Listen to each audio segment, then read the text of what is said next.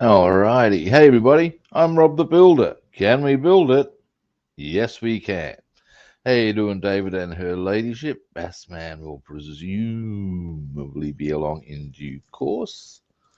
We shall see. Yes, we shall. Um, Now I'll just flick the link up.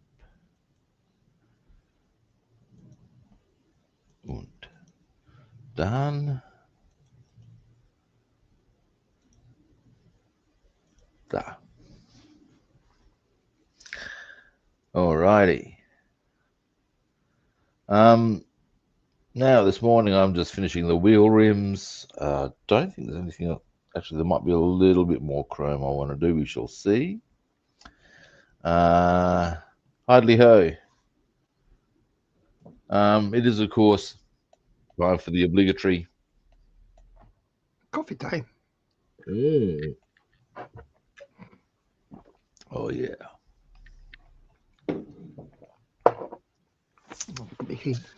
Oh yeah, that's the ticket. Now, up we get. Let's move around. Move the camera around. Yeah, my objectives today are to finish all the chrome and to finish the suspension and stuff, basically. And at that point, that's the detailing done.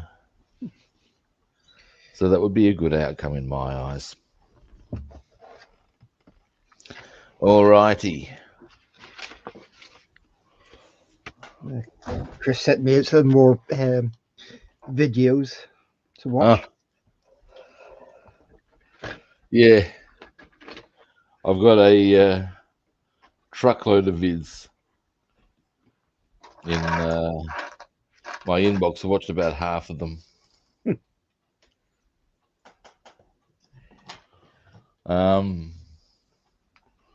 Yeah. I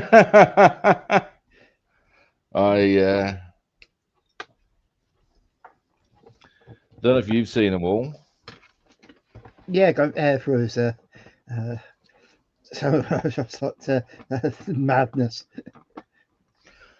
There's one that I saw that was now which one was it? The It lightning was ones are frightening. oh, it's hard to remember them all. But some of the landings in some of those epic fail sort of a thing. Oh dear God, that's going to hoit in a pretty major way too. Now, here's something I need to quickly check. I have tidied that up. Good. I had missed a spot there. Got to fix that up, so that's good. Give the paint a shake.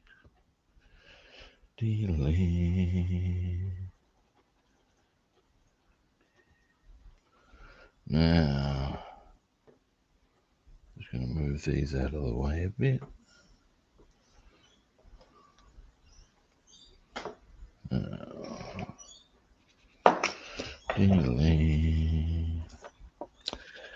So I don't need to be cautious opening this one because this is the one that I always get mucky muck on my hands with. Well, not always, but generally at least.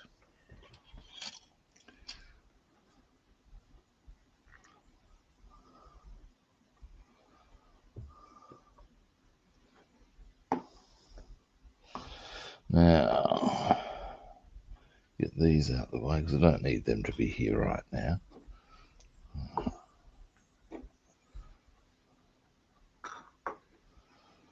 And here we go. Now, I'm starting to get to the point. I'm thinking it might actually be worth emptying some of this out of the jar because it's a long way down. And let's face it, you get to a point where, well, it's quite difficult to reach. And I'm thinking it may have reached that point. Now, if I'm going to do that, I better get a bit of paper towel on hand. Because the odds are it's going to go horribly pear-shaped. Well, not necessarily, but quite possibly. Now, Oh no, we're good. It's okay, sir. We're solid. Now, and major miracle, I've managed to keep the shit off my hands. So it appears. Who would I thunk it? Now, I'm wondering if Bassman's visiting the widow of his friend who died. I do recall him mentioning something to that effect. Hmm.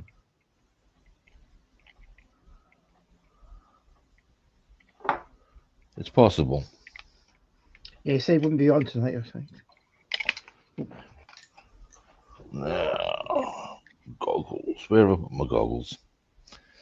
Deary He might me. be watching though. Perhaps it's a sneaking view from where he is. Do what? He might have a sneaky view watching us from where he is. Now, what I'm gonna verify. Hang on a moment. Up we go. Here they are, of course. Why would you be somewhere convenient? I ask you.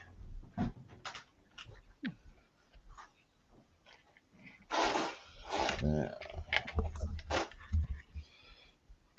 for some reason, I don't know. At first, I thought it was a machine gun from something, but it's actually a piece of sprue. All right. Now let's get down to these wheel spokes. Italeri.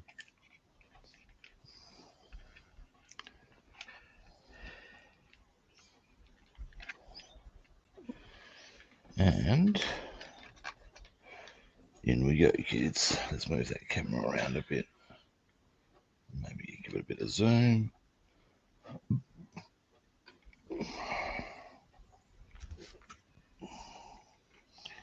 And now,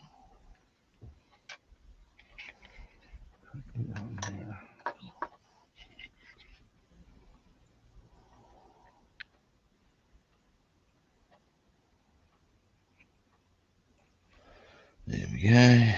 I might move this to here, for it shall be more convenient there. Ooh, convenience.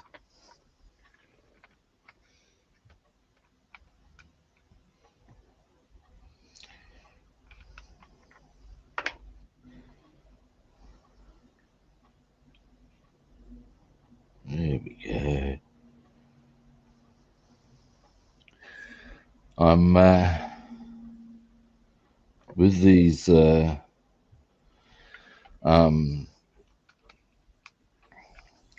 rims. Of course, the spokes overlap.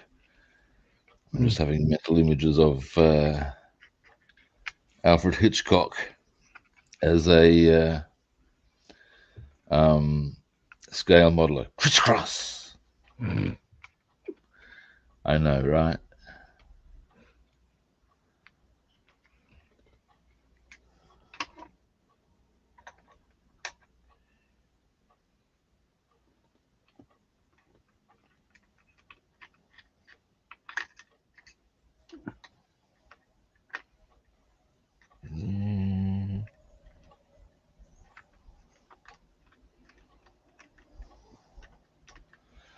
All right, slowly getting there.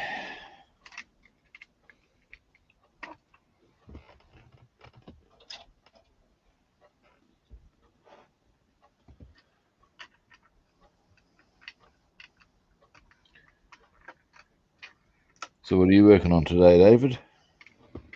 I'll put the Mercedes together. But and go put the gloss on there, but I put it on too thick, I think. Scratchy again. I was getting sort of a bit fed up with my incompetence at doing these things, so I just throw it together again and have to do with it. Yeah.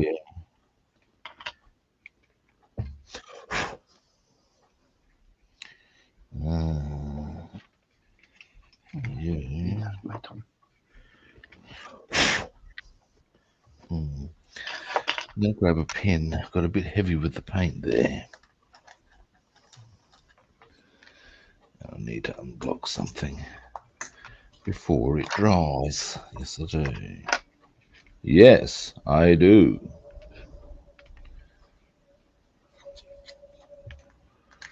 Now,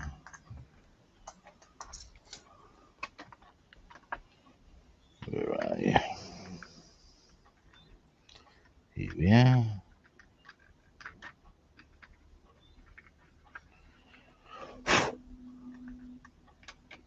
That's better.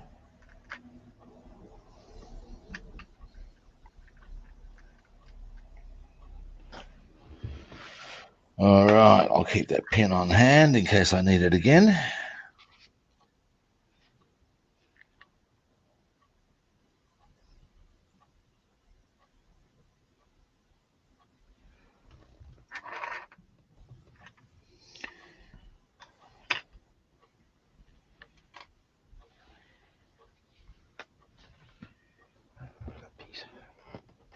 There we are.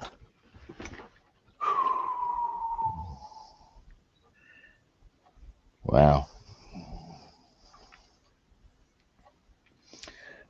Some of the detail required to do on this car is actually quite in depth, I'm finding.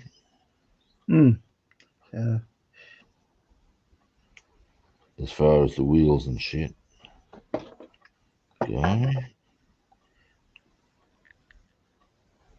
Oh, and this one I just left it the plain as it was on the pack. Yep. I think I'd change it for the other ones.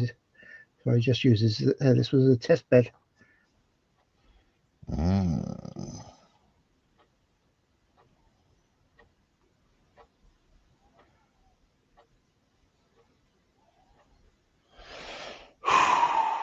Now, almost done the first one.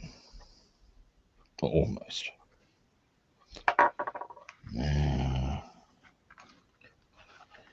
the Bugatti, you got a feeling I've lost a piece from it. Oh, no. I thought I painted the right piece, so this piece I painted was for something else. Yeah, I might have lost a bit of the suspension, or a bracket more is the point for this one. But A, I think it might still turn up, and B, if it doesn't, I suspect I have something suitable in another box from another kit that it was a part that I didn't need to use. Within the kit was the capacity to do, well, it was one of those things where you get parts left over, if you know what I mean. As you do with a lot of kits. And if so, then that bracket will get put to use. Pretty simple equation.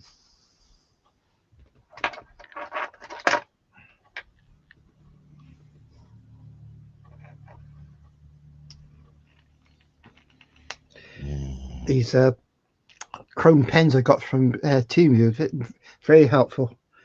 Oh, yeah. Makes it a lot easier to paint up. Yeah, I found pens good, but I didn't see ones that coloured or did chrome. That, or I decided against getting it because I figured I was happy with my chrome paint, but it didn't occur to me that it would just be easier. Well, it gives an impression of chrome anyway when it's shiny, but it goes off dullish, but it'll do. Now, almost there on this one, or at least on one side of it, because of course there are two sides.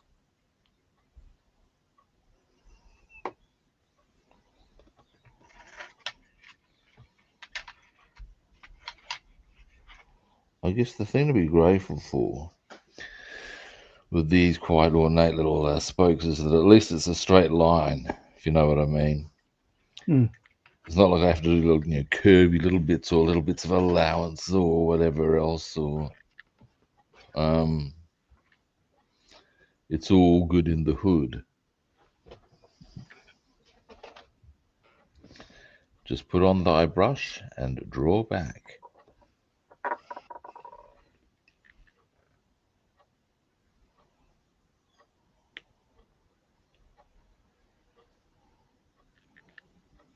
There we go.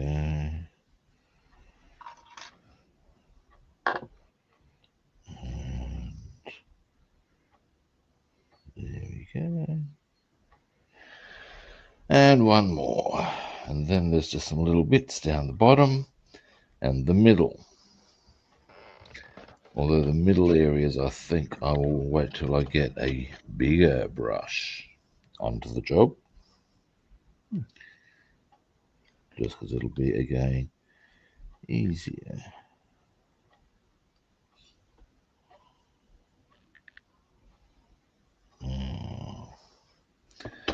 This one's a little cunty.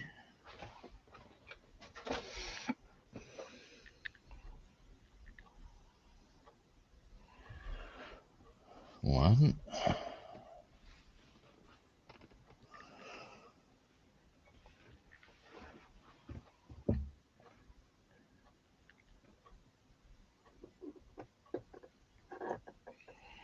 Two. Three.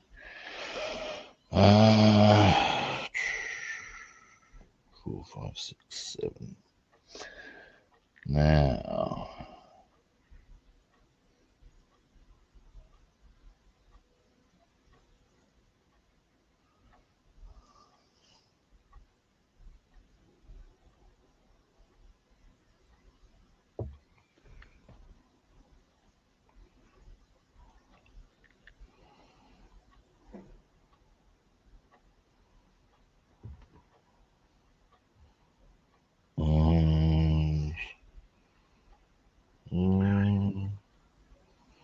And finally, on this side at least, this one.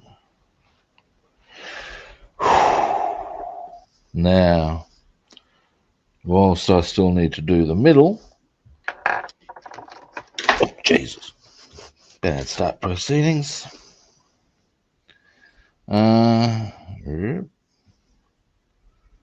There we sort of go. There's probably a better angle on it. Which one is it? That one. There we go. So I've got to do the middle still, like I said. They actually look kind of dull, or not as shiny as what I'd anticipate. However, it's possibly because they're just on the open thing there. Maybe if I get a different angle on it. Oh, there you go. Nice. I think it's because if I hold it like that, it's actually at an angle to the light, whereas if I do, there we are. Yeah. There we are. So yeah, I've still got to do the middle, as I said, and do the back ultimately. Because, well, they need to be done. But yeah, there's the plan. Now, I might just... dearie me.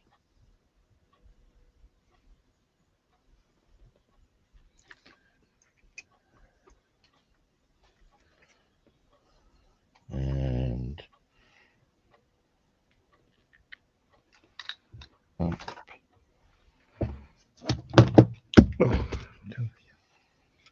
You alright? Yeah, as usual, keep dropping things. Always an annoyance. In any circumstance. I've got these Chinese herbal medications I take morning and night. And for reasons I cannot quite fathom, the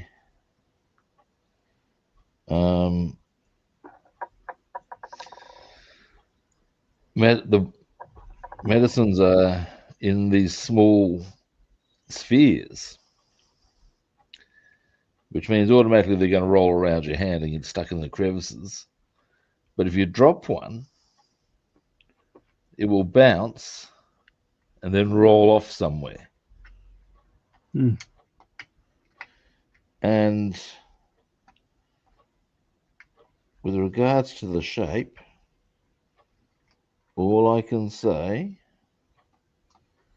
when it comes to the manufacturers of said herbs is, why?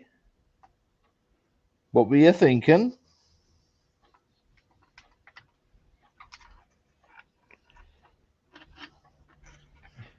Yes. Is this some wily Chinese trick to drive those Westerners who use your herbs quietly off their rocker? Cool.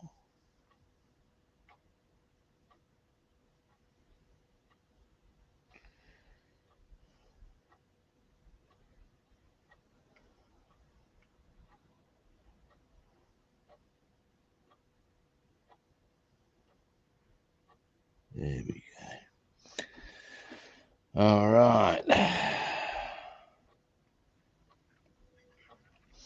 think the other reason those ones are coming up a bit dull is because I haven't done the back of them yet. That may be a factor. It may not. It could be full of shit. Possibly am.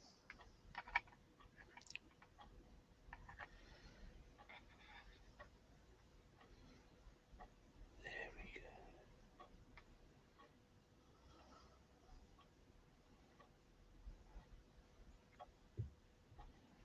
Yeah.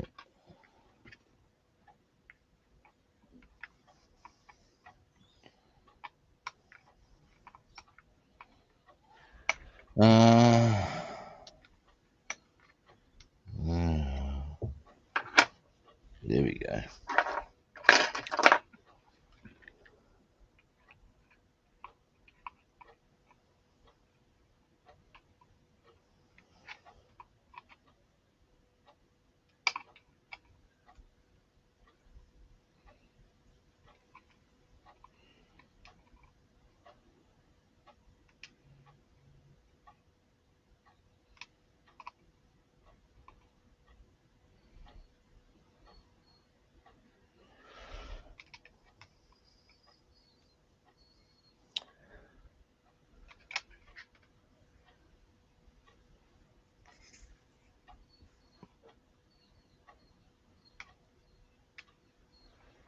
Alrighty, almost done on the second one. What's more, in some ways I find it's the first one's the tricky one. That's where you're sort of getting your eye in as to how you're going to do it and stuff.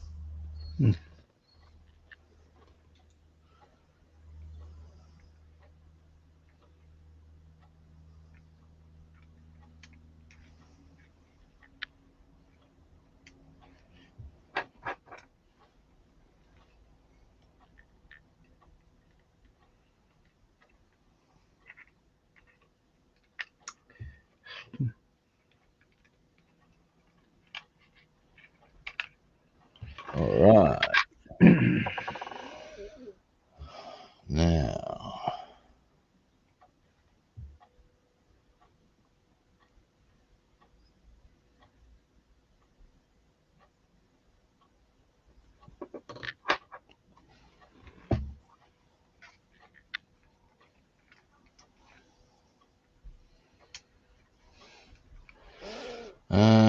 two more, and then a couple of little.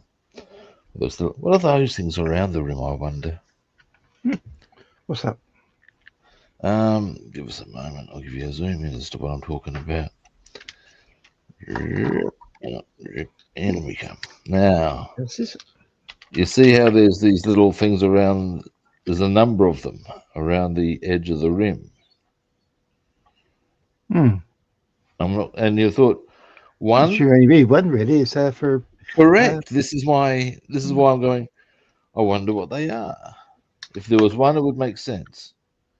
Why is there 5? In fact, there's 7. The wheels wouldn't have been compartmentalized. So I don't know. Mine is not to reason why. Mine is just to paint them. And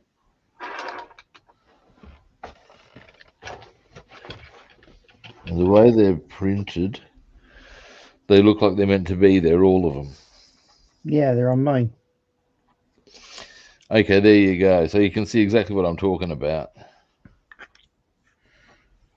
It's kind of weird.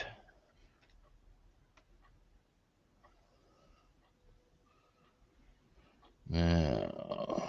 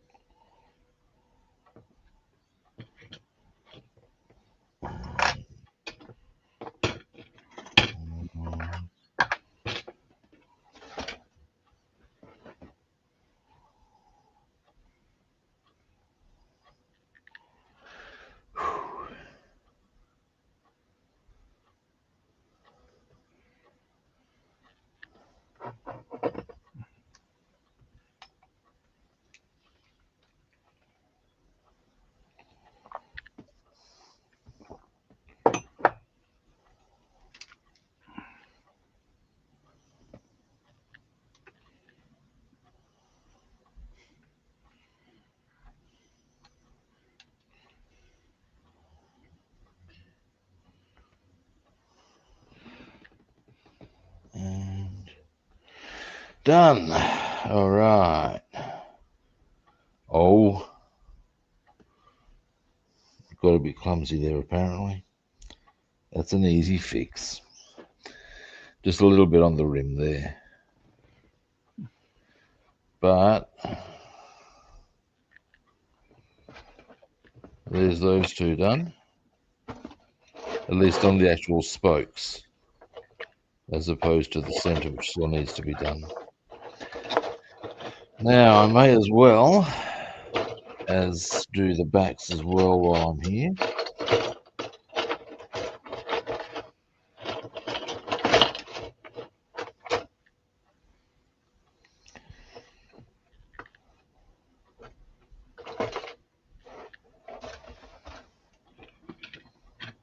Doing the backs is way easier.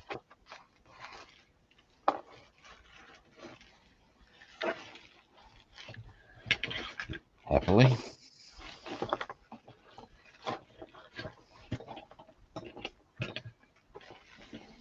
Mm-hmm.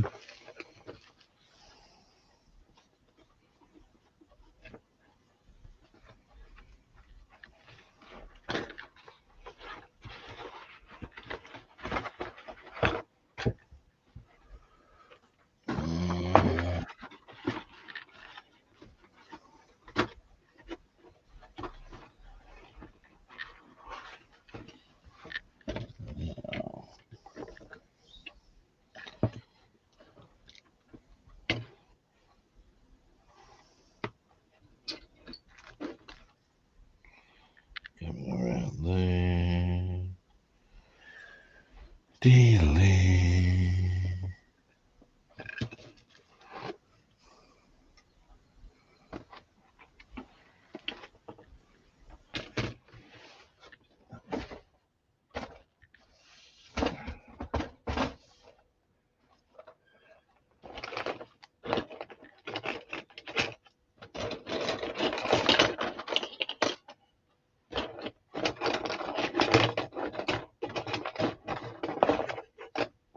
Alrighty, my headset did its dropping out thing.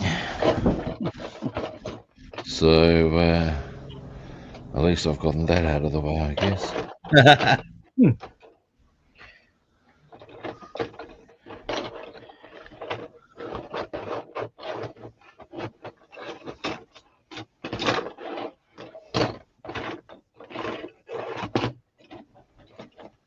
Yeah.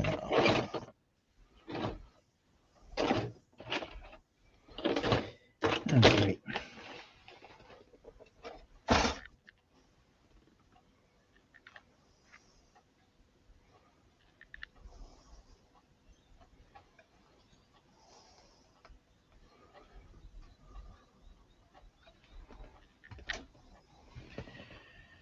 Now.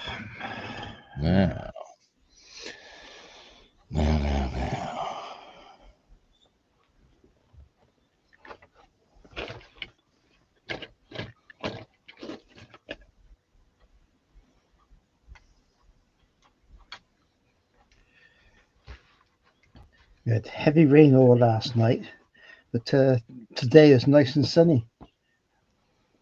We had pretty extensive rain yesterday, and it's supposed to be a fair bit today, but I'm not seeing it, I don't reckon. In terms of, I think they're full of shit. Because it's, or I think any raining, or more's the point perhaps, I think any rain that has happened has already happened for the day, if you follow me. Mm. It has rained this morning, that much I can tell, but I don't think it's going to do much more than that.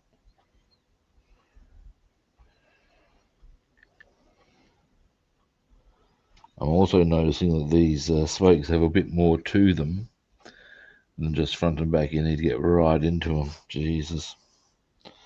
This is going to be a wee bit more tricksy than I had thought.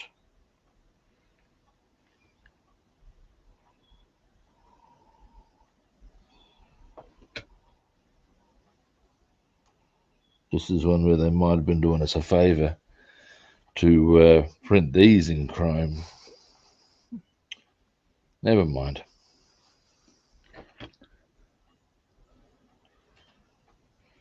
Having printed so much in chrome, why wouldn't you go the extra mile?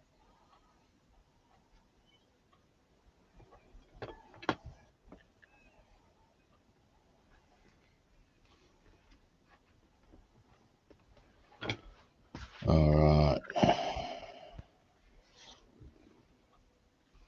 Oh, they are starting to look good though. These ones at least.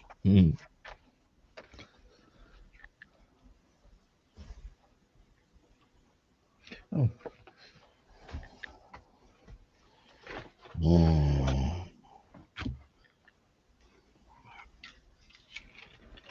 I should have done that.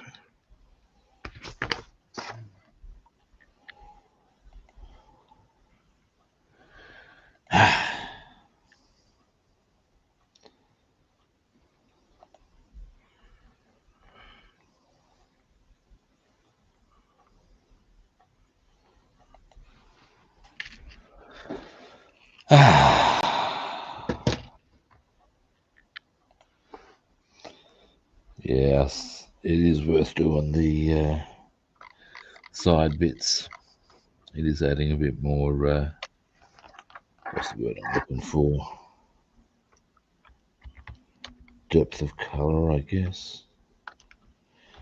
And right the way around the rim as well, what's more. Oh, now we're getting there.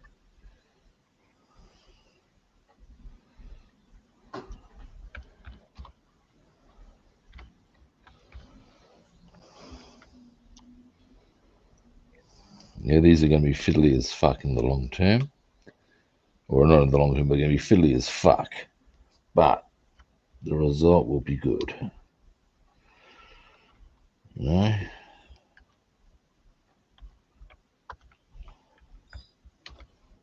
Have you done these ones for your Merc yet, David? Hang on. Have you done these with your Merc yet? The spokes? Yes, so I sprayed all the wheels. Each time the slides panel, I was spraying the spokes at the same time. So there's about half a dozen layers of paint on them. Oh, that's right. Yeah. These are requiring a bit of patience, I'm finding. At least doing it with this methodology. And a little glue around the middle hub when you join them together. That way the hub will stay sort of when you fix it onto the car. The hub will be fixed, the wheels will turn. Ah, that's cool. That is a good outcome. So some might be a bit tight. If I realise to put some wax on them.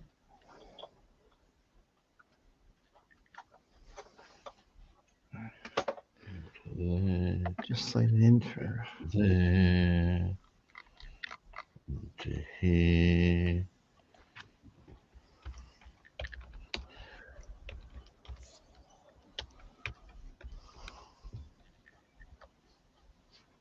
Beautiful. That's not quite.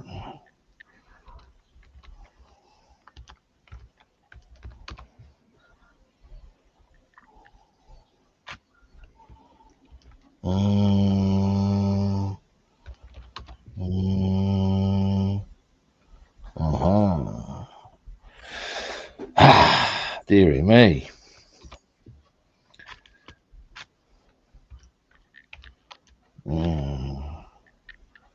Into here, here, dear oh dear, there.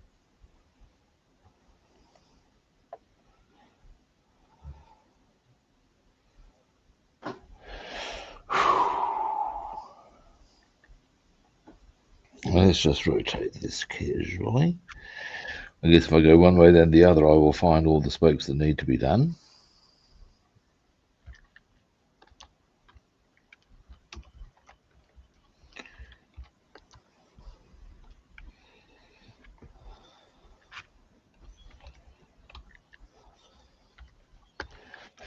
All right.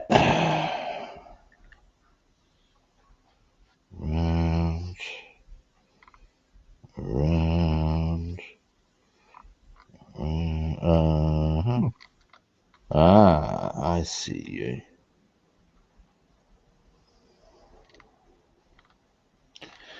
And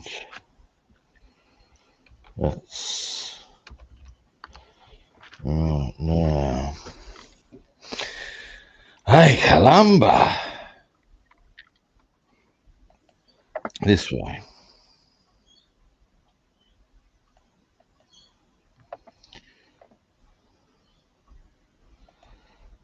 So far, so good. Bit there.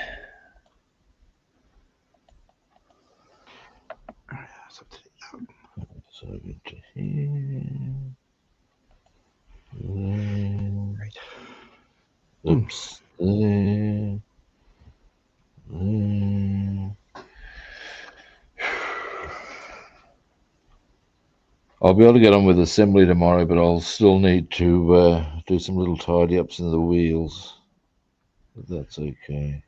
They won't take long.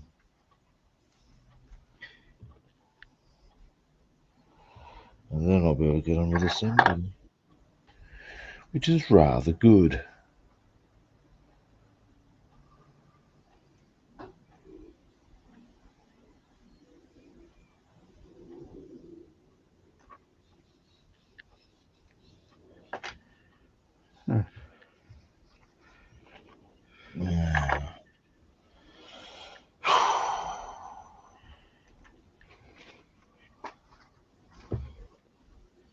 It's okay. These maps showing all the parts and how they go in, but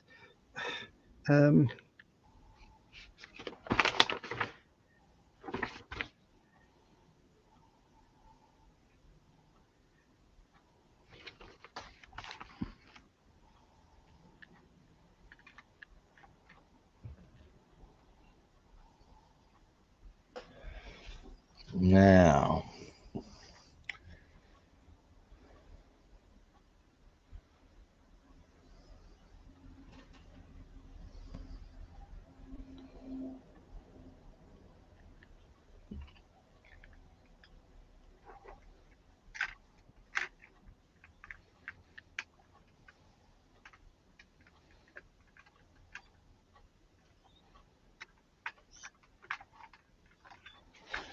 All right. Deary me.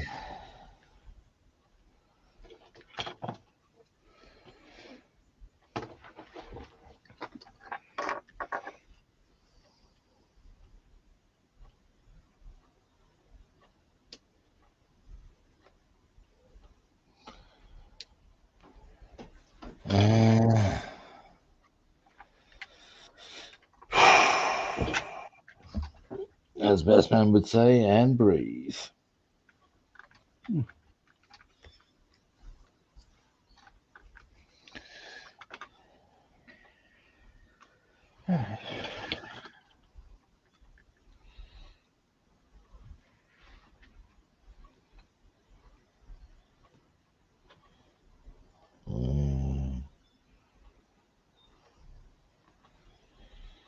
All right. Now I'm going to let the enamel paint fully dry, of course, before I do my tidy ups. But they won't. Like I said, they're not going to be anything too extensive or too lengthy. What's required? Now, this one. We go.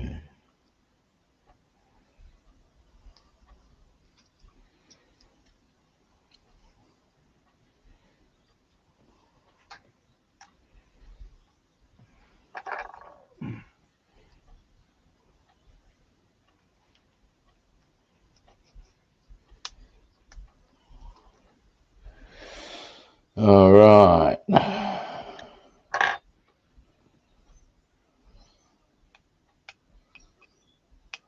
Now,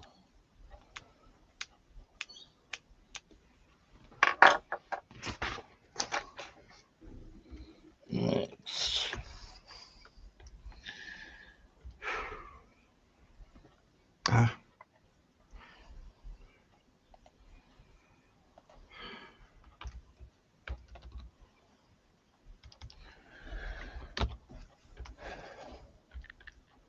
So it just dawned on me then, once upon a time, and I had really bad arthritis in my hip. After this length of time of being in this position for painting, I'd have to wind the stream up because my leg would start freaking out. So having a hip replacement has helped with scale modeling.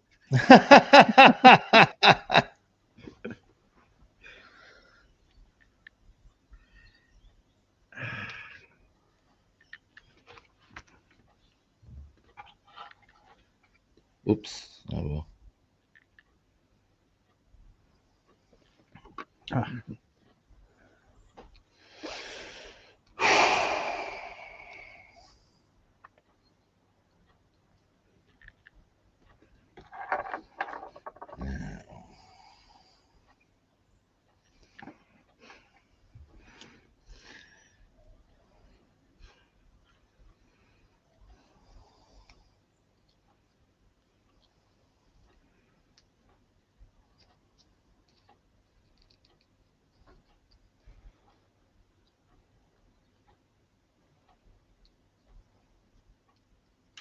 Hey.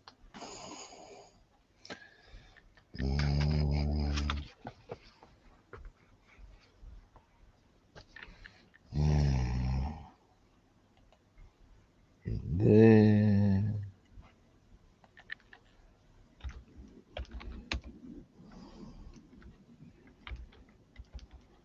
There.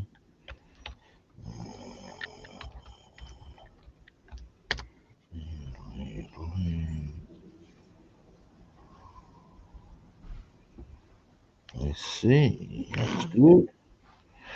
All right, other way. Other way, other way, other way. Yeah. Yeah, I should stop right now, shouldn't I? No. Got this.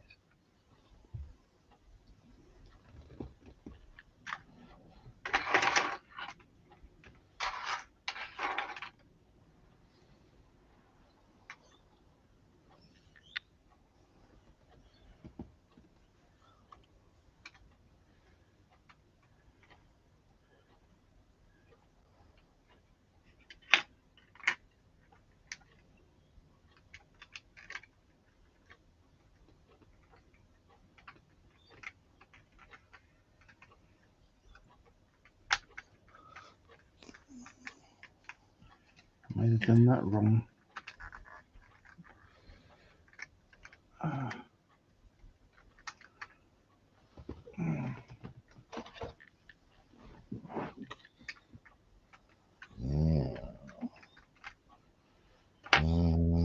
That doesn't seem right.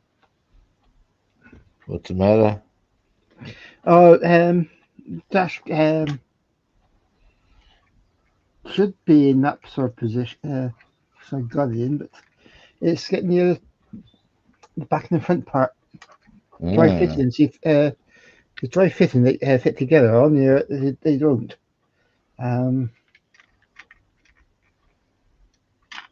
got a feeling I got down the wrong way.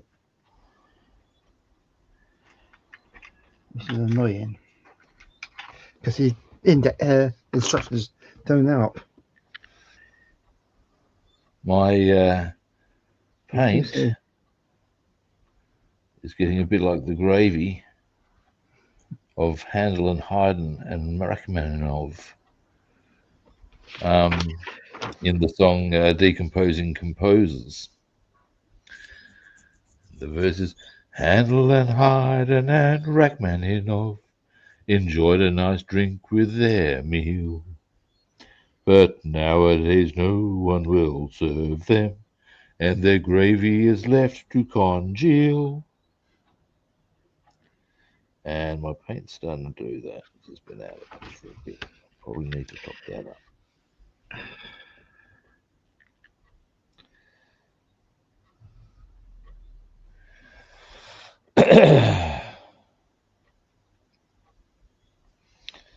Verdi and Wagner delighted the crowd with their highly original sound. The pianos they played are still working, but they're both 6 feet underground.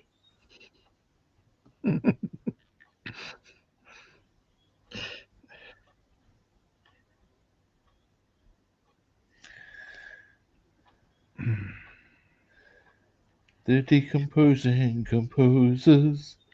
There's less of them every year. You can say what you like to Debussy, but there's not much of him left to hear.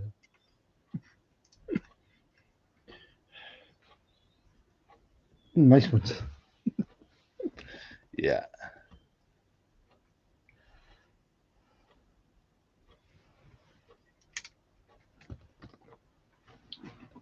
Now what have I lost? It's I don't know how well you remember what follows after that because the singer then goes into a list of composers and the year before they died, and then the year they died, and the way he puts it is things like I think it's Gluck, still alive, 1880, not still alive, 1881, and there's one other dude who whatever year, going to parties, no fun anymore, 1836.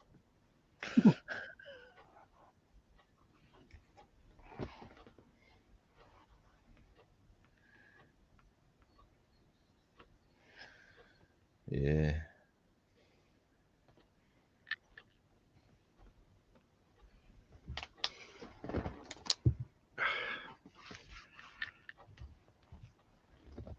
I reckon that's Eric Idle,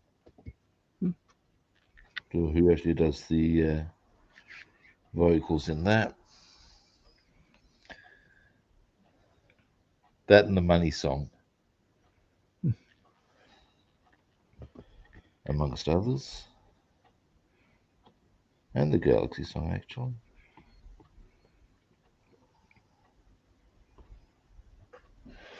All right. Now.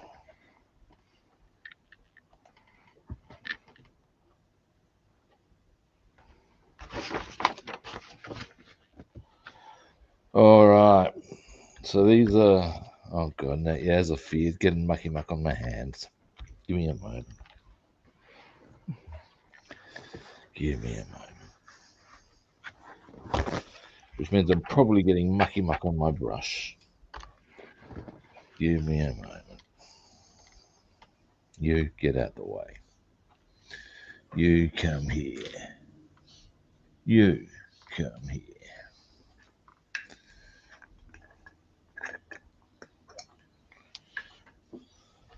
I've already got some thinner on my hands, which is kind of convenient from just opening this jar. There we go.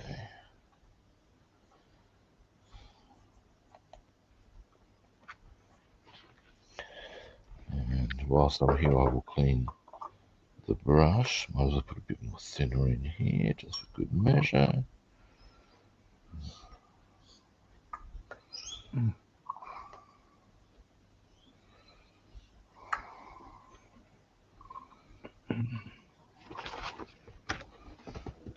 Maybe one more.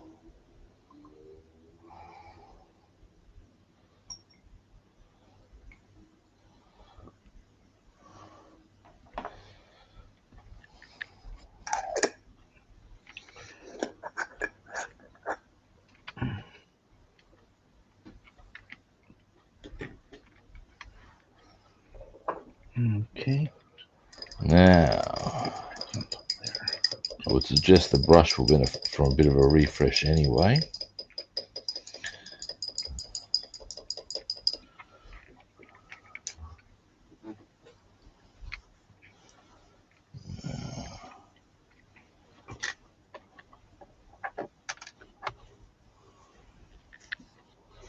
And what I might also do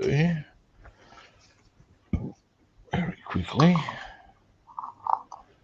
is look, you get back on. Why, you little? Oh, then get off of it so I can push you back on properly, you bitch of a thing. Stop fucking with me. Why, you cunt? Oh, you cunt. There we go. I ask, where is the love, people? Now, what we'll do.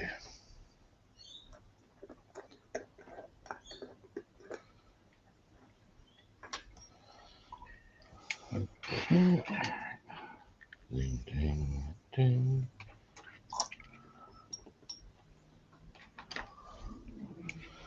And as I suspect that there's quite a bit of this mucky muck on my brush handle, which is not helping the cause. And indeed I was correct. So let us address that little issue, shall we? Right. Now that I've seen to all of that little nonsense, we shall continue. However, in the meantime, rinse this.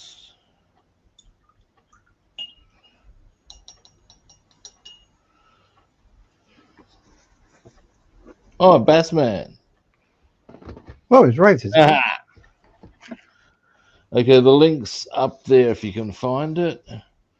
If not, I shall resend.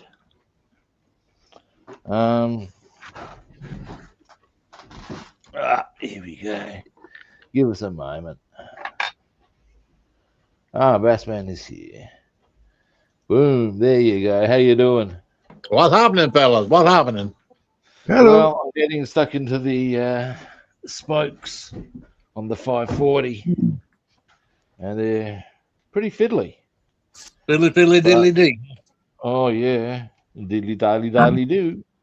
And I've got to do some touch-ups after, as you do. But here's the first two.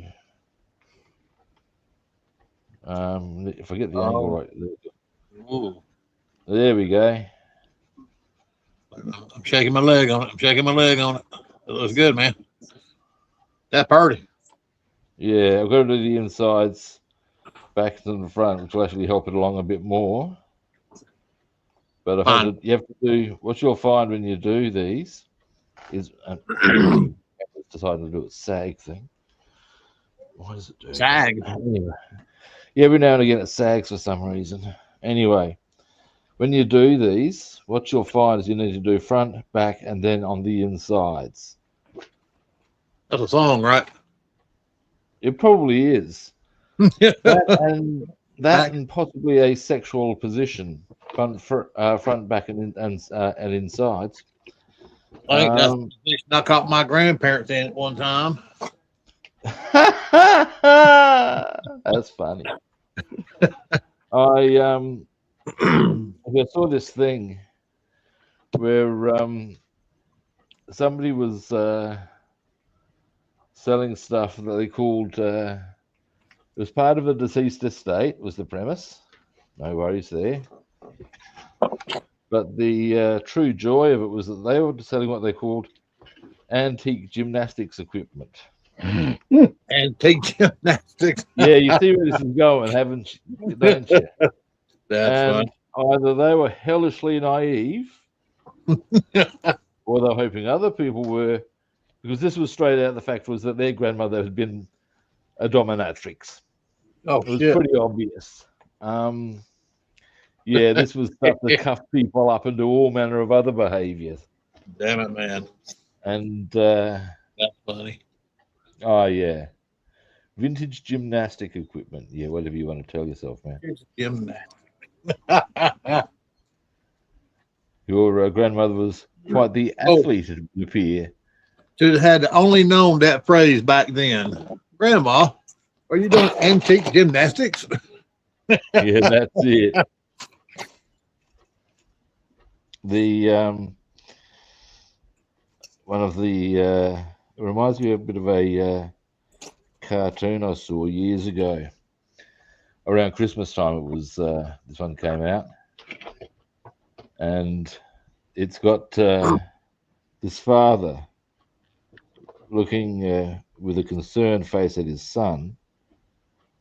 And he's got this look of on his face, and the line is, "Now, son, who exactly is Desdemona, the diabolical dominatrix?" Yeah, nice.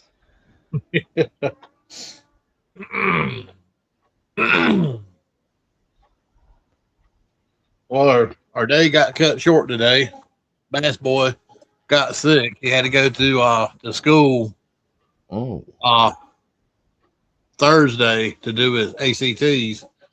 And every time he goes to the Deadlim school, he comes home and he's sick. Oh, Jesus. Yep, happened the last 2 times. So me and Bass, we ran to the grocery store, done our normal shopping, and time we got in and got settled and all, I was like, damn, let me check and see what they're doing. Huh. I've come to a decision about how I want to approach these wheels. I'm going to do there's a whole stack of different steps to this, and I'm going to do them all one step on all the wheels and so forth, I reckon. I'm going to see if that makes it more efficient. So this 57 Chevy Nomad station wagon I'm working on, a lot of reviews on it, how people like this is a booger to put together. I know. Yeah, they're talking about it's really difficult. Some of the parts don't line up right because everything opens up on it. And this, I need to look on the box thing and see how many pieces are actually on this kit. Because there's a lot.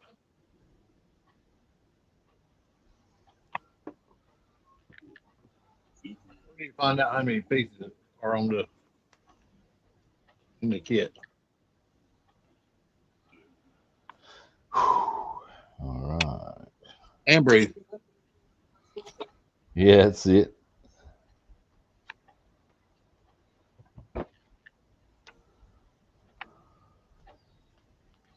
I've actually seen where Atlantis has made Nova. Right. Yeah, they got a whole line of vehicles. Of course they would. I mean, they're a model company. That is the aim of being a model company, indeed. Fun fact about the you'd be aware that Atlantis is the name of a mythological society. Yep. Did you know that's where the Atlantic Ocean gets its name from? Is that right? Yes, because it was believed that Atlantis had existed about in the middle of the Atlantic Ocean, hence Atlantis. Yeah. Wow. I bet Before that they, you know that. Yeah. That's true shit, huh? Yep. It's a curious little fact, but yeah, there you have it. That is interesting.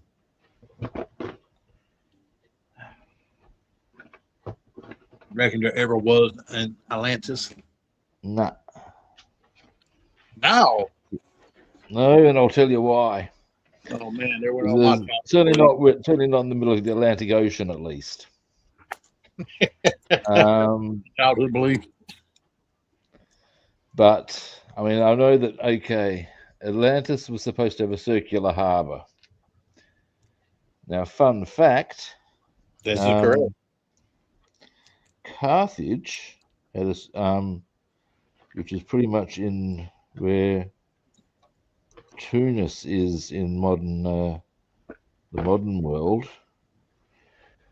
roughly. Carthage itself, the actual site's still pretty much a ruin. The Romans laid waste to it, but they had a circular harbour.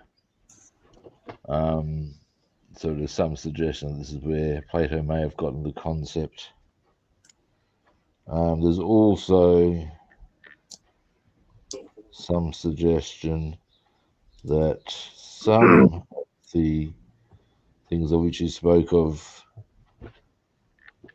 were sort of like getting a bit of a boost along by, I think it was the Mycenaean civilization that was was a precursor to the Greek ones. I don't know how true or real this is, but I did get on my Google Reel here a while back that these scientists, archaeologists were pulling some kind of stone statues off the bottom of the ocean. They had been there for years. Yeah, they'll do that because what'll happen? What you got to realize is it's only 7,000 years ago that the Arctic ice floes melted enough to cause the English Channel. The English Channel is only 7,000 years old. That seems like only equally, the sea levels in the Mediterranean as part of that same melt rose quite significantly. And that's why you get a lot of ancient ruins in some of the shallower waters in the Mediterranean and that area. Right. So yeah, archaeologists going diving for statues. Yeah, that's a thing. Oh yeah, no, it's a thing, absolutely. But they had pictures and all, and showed them hoisting them out of the ocean. And I can't remember how old they said they were. Like I said, it's been a while back. You'd be amazed. When they come across my Google Reel, and I believe about most stuff that comes across your Google Reel has got to be pretty legit, right? Well, when it comes to such matters, here's something to always bear in mind. It's one of the great sayings in my eyes from Edgar Allan Poe. And bear in mind, he was saying this about 100 odd years ago, however long. The saying is believe none of what you hear and only half of what you see. True that. Now, these days, you can take that a whole lot further. Believe none of what you hear and probably none of what you see. With computer animation, AI, all the rest of it, make no assumptions. Check out your stuff first. You could be, Oh yeah, always do your due diligence. Yeah, do your due diligence. And, evaluate, research. Yeah. Seek out and destroy. Oh yeah, pretty much. AI today, man, it's It's And the one uncanny. thing you've always got to ask yourself is, as well, with such things, is very much the question of when you're getting told or shown thing X, who's doing the showing? Why are they showing? You know? Yep. It's a bit like, here we go. A very good example right now is the with the Epstein files. They've got the Clintons in, yeah. Oh, yeah. Really? Well, Hillary Clinton Look said, at them. Look at them. Yeah, maybe we should be looking at Lutnick. Maybe we should be looking at a whole stack of others. But no. It's the same thing. They're trying to get everybody's mind off the Epstein files now by Trump bringing out all the UFO declassified information. Look, they're just doing whatever they can. Oh, yeah. And it's just stupidity. To take people's minds off of it. And now they've gone for the let's launch a military strike. That'll distract people. Yeah, that's going on right now, man. Some bitches, dude, I'm sorry. But they bombed a school in Iran and killed like 40. It's a girls' school. Jesus. Yeah. Like 57 people got injured and like 40 died. That's unreal. Oh, man, just casually. And it's like, yeah. I saw a thing actually. The there's a campaign. guy he's from the UK. He's a journo. And actually, David might know him. Do you know Simon Marks, David? He's the correspondent for the Times. At least on the radio, he is. On the radio. Yeah. But he was saying the problem with the strikes on Iran is that none of it's been thought through properly as a strategy. Well, these attacks have been launched, and the issue's been made to the or a communique's been sent to the Revolutionary Guard. Now, if you surrender, you'll be absolved of all crimes and whatever. And you think, well, first, why are they going to surrender? Yeah, absolutely. There's no there's no boots on the ground to make them surrender, so they're not going to. Yep. They're especially not going to surrender because they know that no guarantee for their safety can be made. Yeah, that's why we carry in there those aircraft carriers and all those battleships and stuff. Yep. Yeah, it's just around them all the way around. But they haven't thought it through, and the big thing is Sun Tzu actually says nobody should start a war without knowing how they intend to prosecute that war and what their objectives are. And this is things he's totally failed to do. Well, his poll ratings are down, and everyone questioning his mental capacity now. And oh yeah, and I tell you what, I actually saw a very. I'm sure you probably saw a few of them yourself where you get these dudes who are actually psychologists. I'm talking about the water. What we've got here. No. I need this. Yeah, now is that meant to be there or not?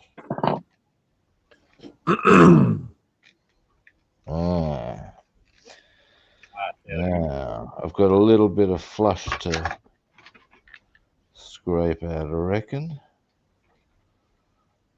It's a bit inconvenient. Yep, this campaign is called Epic Fury. Oh gods. They can't even give things cool names.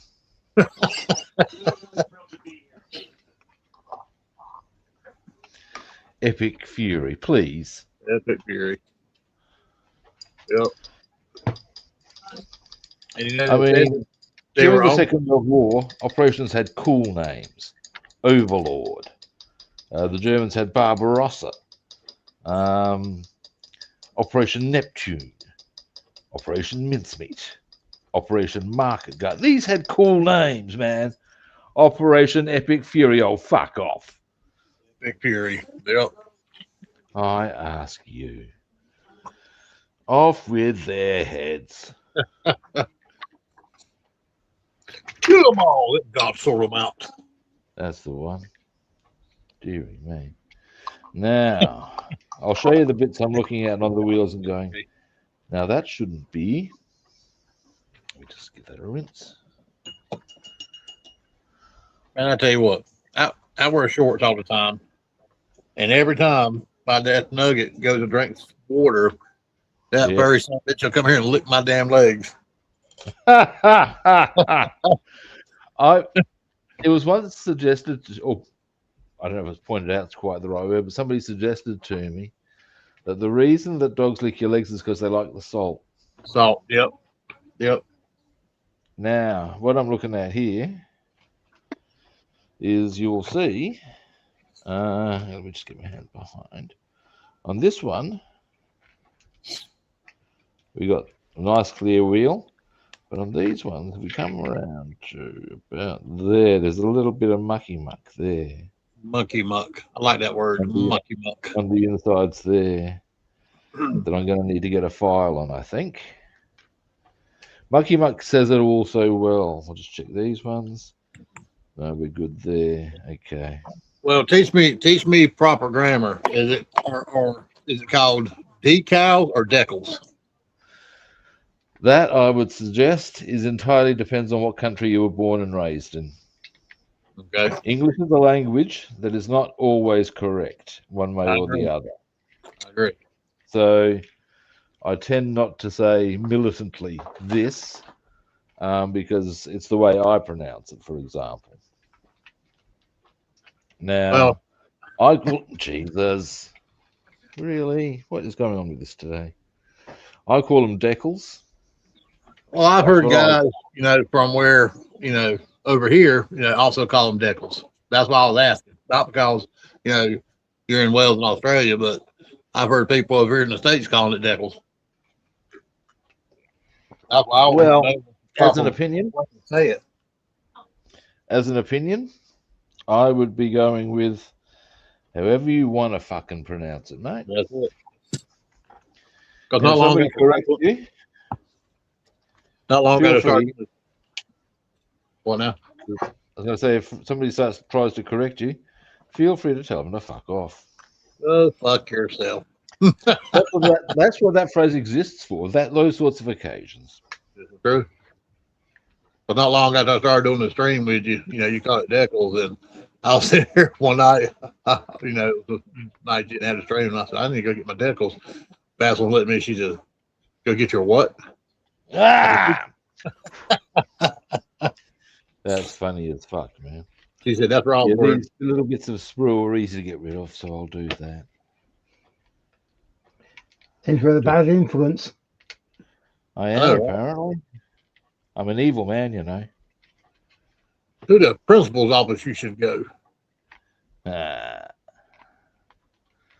That's looking a little nicer. You can see what I'm on about there as far as nice and clean there. And you can see that there's a bit of mucky muck there, just up the top here. Mucky muck. Mucky muck. Mucky muck, David. I scored that one from, have you ever seen the movie Spinal Tap? I've heard of it, but no, I haven't watched it. It was directed by Rob Reiner. And it's a really great parody on all the rockumentaries from the 70s and 80s. And it's got Spinal Tap. Ain't that a group? They actually did have performed live, but generally, as far as it goes, it's just a movie thing. Okay. Anyway, in one scene, it's got the guitarist Nigel Tufnell showing the interviewer his guitar collection and guitar and amplifier collection was the point. Like he shows him one guitar, he's there. This one, you should hear the sustain on that. Listen to it. And the guy's there. I'm not hearing anything. No, but if you did, if you did, you'd be hearing sustained. Bow. You could go off, get a bite to eat, come back, and it's still going. Bow. Yeah, listen. Anyway, he shows in this other one, and this one I haven't even taken the price tag off. It's too valuable.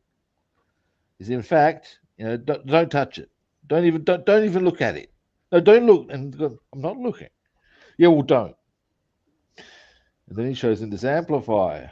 Is there now? You see these amplifiers, they're special because they go to 11. And he's there. Why do they go to 11? He said, well, other bands, when they're at their most, the most they can go is to 10, isn't it? But when we want to go over the top, we just put it up one more to 11. And then the interviewer's there. Well, why don't you just have bigger increments of 10? Mm. And then you see the guitarist sort of thinking about that for a moment, trying to get his mind around this concept, and then chirps out with, these ones go to 11. Mind blown. But at one stage, he's showing on the guitars, he's also showing that he's got a cordless system on one of his guitars. And that's where he says, you see, I can go on stage without all the mucky muck. There you go. And that's all his leads is what. So basically, he's referring to a cordless system, but without all the mucky muck. And it covers so many subject matters, basically. Anything where there's any kind of muck involved, basically, gets rid of all the mucky muck. It's called Mucky Muck. So I tell you. I saw an interview with Ozzy Osbourne, and he was asked if he had seen the Spinal Tap movie, and asked what he thought about it. He said, I thought it was a documentary, because he reckons there's a scene in the movie where they're going on stage, all fired up, and they're all fired up. Postulation sort of diminishes because they keep getting lost on the way to the stage. Shit. And it takes them about 5 effort rounds to get to the stage. Damn. By which time they're no longer rock and roll. It's like, come on, let's find the place. But Ozzy reckoned that apparently he was a bit of a prankster in his time. And when you'd be playing the big shows, as they did, there'd be like these gaffer taped or signs stuck up with arrows to show you how to get to the stage. And when an opportunity would arise, you'd duck out and move them around. And he said, that was fine, so long as I could remember which way we had to go. Okay. And on one occasion, in fact, more than one occasion, he forgot. And it was apparently just like the scene out of Spinal Tap where they're going around trying to work out how to get onto the stage. Damn. He was like, yeah. Now, what was that one rock group that they used to have chickens on stage and they'd bite their heads off? That's not quite what happened. Oh, yeah. You are thinking of Ozzy Osbourne. What it was that he got a name because he bit the head off a bat. It was a bat. Yeah, and the reason this happened, or how this happened, was he reckons when you're on stage, people throw all sorts of shit onto the stage at times, just because, well, whatever. Yeah. And he reckoned he saw this, what he thought was a rubber bat being thrown on the stage. No. Figuring, well, he'll make a bit of a show of it. He has grabbed it and just bitten it. head first. And it's only when the blood has filled his mouth that he's realized, fuck, this is a real bat. And he, I'm not sure if, I think he finished the performance, but at the end of the day, he had to have all manner of shots and stuff, and was actually quite sick from it. Yeah, I remember my brother telling me about it because he was all into the heavy rock bands. I never was. I just worked my Yeah, thing. he, like I said, it wasn't something he did intentionally. If he reckons if he'd known it was an actual bat, he wouldn't have done it. You think, well, probably a fair call that. But yeah, he reckoned it made him hideously ill, which is not surprising either, given the bacteria they'd carry. And he had to have quite extensive shots after it to be able to continue the tour. Interesting. Now, I was young. I was younger when I heard that story, and I thought my brother told me that they got in trouble for biting chickens' heads off. It was freaking people out. Unless there is another outfit out there who casually goes about biting chickens' heads off, that's the only, which is unlikely, you'd have to think. Right. I don't know, man. That was the 70s and 80s. You didn't tell them so much you did back then. Well, these are the other sides of the coin. But there's also a thing with, there's a story about Led Zepp that there's questions as to whether this story is true. A fact admitted by Led Zepp members themselves.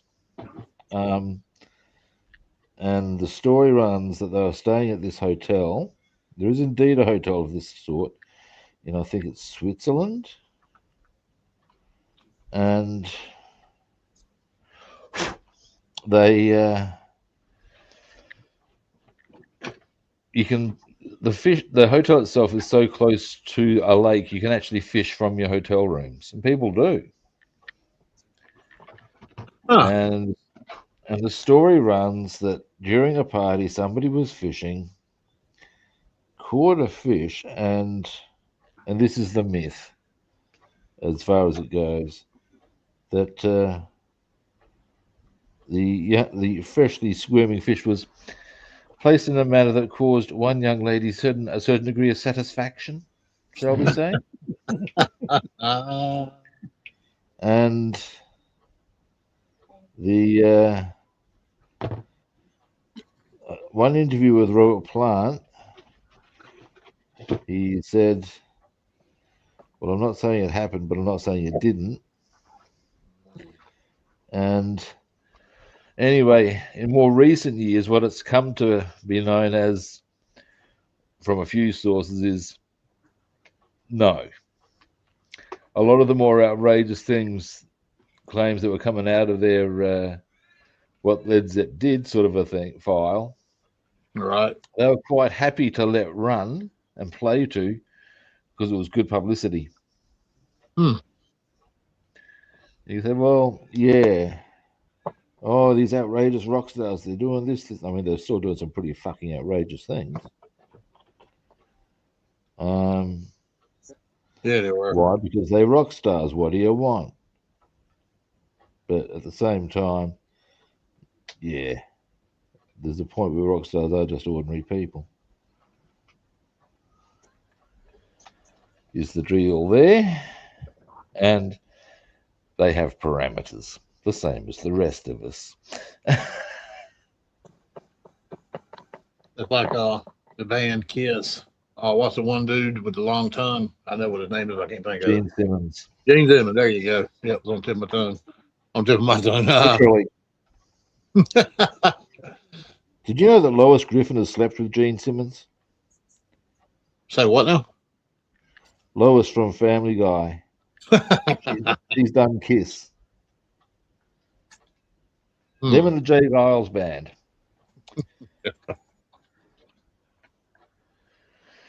But yeah, Gene Simmons. Yes, Kiss are another one. Almost all the scandals and all the rest of it are entirely manufactured for publicity.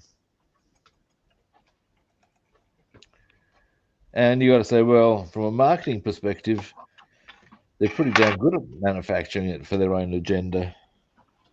Well, we were in a flea market, and we ran across some VHS tapes. Oh, And it wow. had all the Kiss members on it, in their makeup and their costumes. Oh, wow. And then it had women nude laid out in front of them across their laps with back in the day when you could do that sort of a thing. with their kind of makeup on their face. Painted up. Yeah. And they had like 30 copies, but we're gonna go back and get one because we're especially me and my son, we're kind of curious about what's on that VHS tape. Just one. Yeah, if you want to see a pop culture icon with an interesting video, you need to get Snoop Dogg's Doggy Style. You got Bassman cracked up over here. And rightly so. Look, the title is apt because they do actually get a couple of porn actresses to come in. But it shows him doing a recording, and meanwhile, there's a couple of big name porn actresses doing their thing. And yes, there's a bit of doggy style that goes down. Let's just say that. Seriously. Yeah. Seriously. Man, I'll tell you what, that's one character I don't really care a whole lot for. Snoop Dogg. Swansea the weekend. He partly owns Swansea.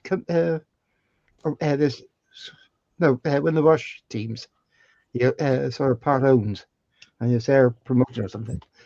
Really? Yeah. Wow. Oh. I know his persona and how he is, but just the way he carries himself, and I don't like him. You like the horse out of what is it? Ren and Stimpy? No, sir, I don't like it.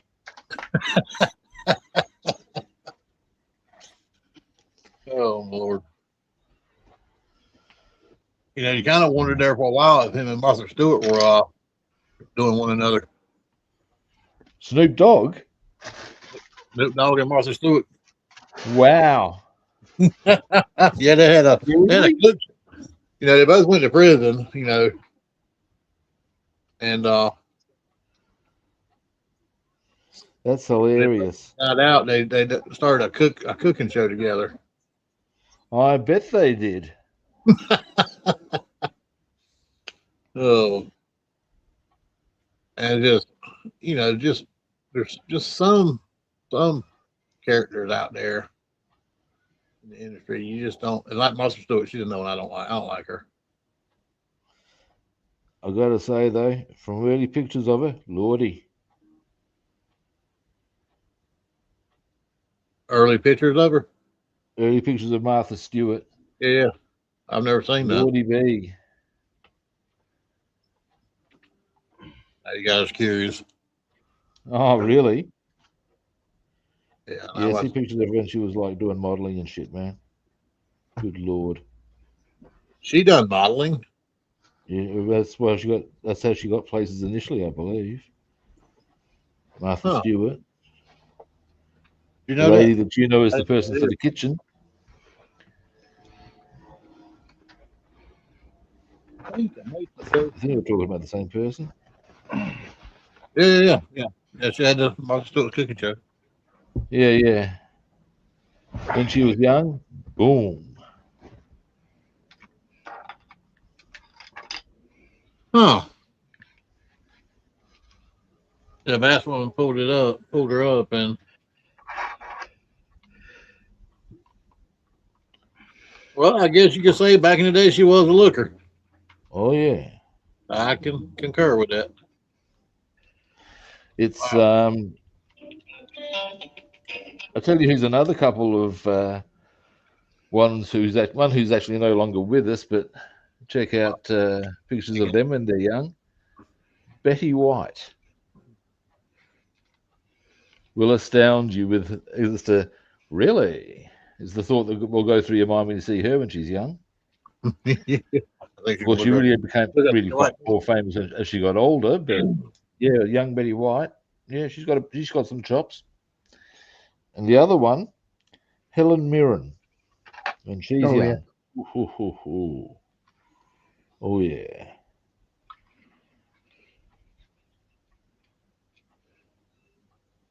But yeah, Betty White, even when she was young, she just got that little sweet, innocent look about her. Yeah. Yeah.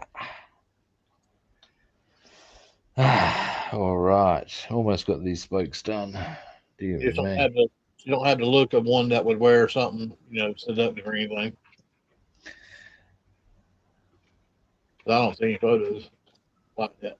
And the thing I got to say is when you got that sort of young and innocent look, the whole thing of doesn't look like the sort of person who would do rah-rah or wear whatever, which means that when they do it is all the more sensational. That's all I'm saying.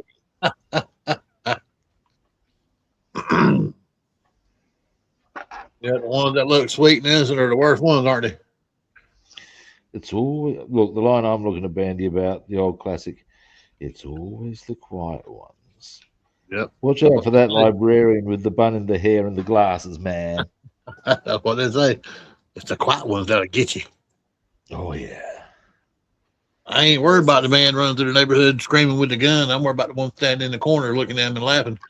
There's a great moment in it's a Simpsons episode where Marge wants to sell cookies. Basically, the mob helper, and via Fat Tony, of course, and it ends up at one point where there's this big fight between the mafia and the Yakuza, and when Marge is deciding that it's best that they just go inside and leave the gangs outside to do their thing, one of Homer's protestations is, "But Marge, I want to see how this goes. Watch this. Look at this guy over here. And it's a Japanese guy. He's standing there quietly, which means he's going to do something good."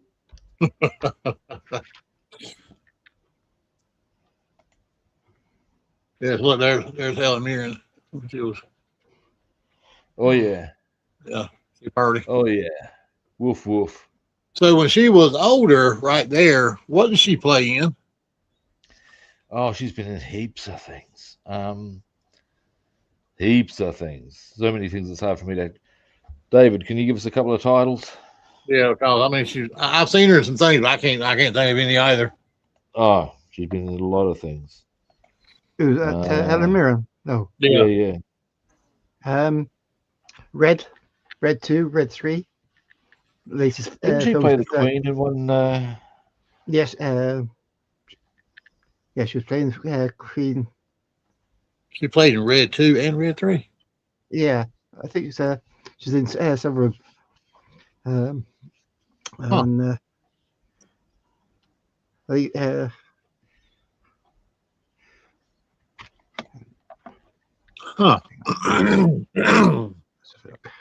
Well, yeah, she was in Caligula. That one I can tell you. Although I dare say that's a credit she'd happily have removed from her tale. Most of the actors came to be a bit of that mind. Because I think I told you, Caligula was originally meant to be a historically accurate, warts and all portrayal of ancient Rome. And I think because of funding issues, Bob Guccione, who of Penthouse fame, got his grubby paws on it and spliced in a whole stack of quite irrelevant softcore porn. So, porn.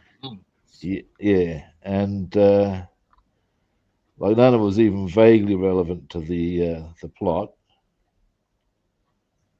And to give you an idea, because like when actors do their scenes, they don't see the whole production until the premiere. And so most of them had no idea about the amount of dick that was going to be seen in the film. And after the premiere, Sir John Gielgud, who had been in the production as well, has at one stage, been asking, what did you think of it? Response. And what really adds to this is you need to understand that John Gielgud was not just gay or homosexual. The man was a complete screamer. And his response was, "I've never seen so much cock." So yeah, you can see that sort of adds to the whole weight of exactly what was going on there. Oh man, she is. Yeah. Helen Mirren is playing in Saunders. The one I remember her, Helen Mirren playing in is Shazam in 2023. Yeah, right. And she's done a lot of stage work as well as movies. Played a Winchester. She's one of these old school actors who doesn't just do movies; she does stage as well. Huh? How about that? Well, Age of Consent was when she's was the interesting one. Yeah, right.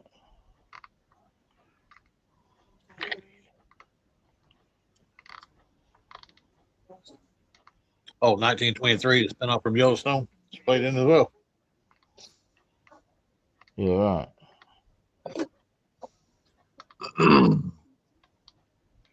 In many ways, though, I like to view Helen Mirren as the British equivalent of Betty White,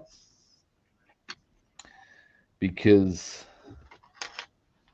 they both have a marvelous ability to tell it how it is.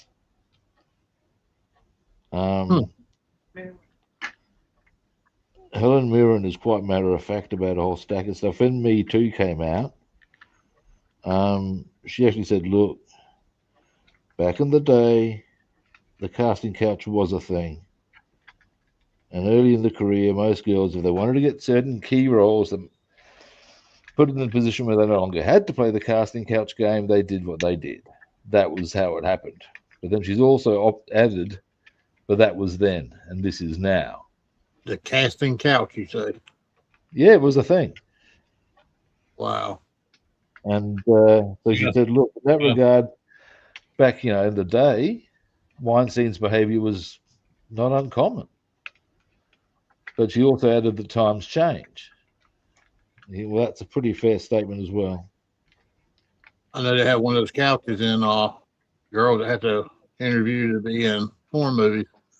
Oh yeah, that hoary old chestnut.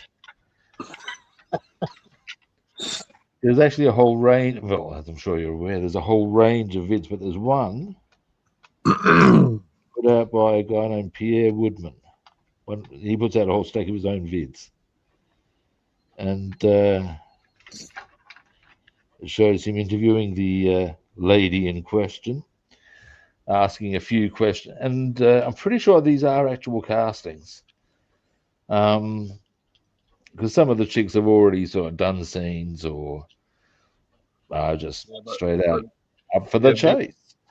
He gets to try out the new ones. Well, what it is first, sometimes the girls have rocked up and they're not quite, they think they're there for modelling. And says, "Well, I don't quite do that sort of modelling." And you see, eventually he may need to sample the goods, shall we say, and then if so, there's usually, or sometimes sample the goods with some friends. And yeah, so that's a serious, but you'd sort of expect that in porn. Yeah, you're supposed to swallow all of this. I did actually see one interview with a porn actress that was funny because she's quite happy doing her porn. She says it's great because it means I can explore things that I might not otherwise get the opportunity to. Mm. Right. We'll leave that discussion there. But one of the things she did say, you said, now, you've been doing it for about 6 years now. Do you have any, is there any sort of time you've thought, this is not what a scene I'm not really up for or anything like that? She said, no, the scenes have always been okay. Maybe sometimes I've had guys I'm working with who you can see, look, they're just not cutting it. And why are they here? They need to find another job. Wow. There you go. Wow. That's A, kind of brutal, but B, fair cool. Yeah, there's actually a lot of married couples in porn. Imagine walking by one of the roads. Your wife like a football team. I know that a lot of porn stars are married to each other, which makes sense. Yeah. After all, it would be difficult to understand the perspectives required if you're outside the industry, I'd suggest. Yep.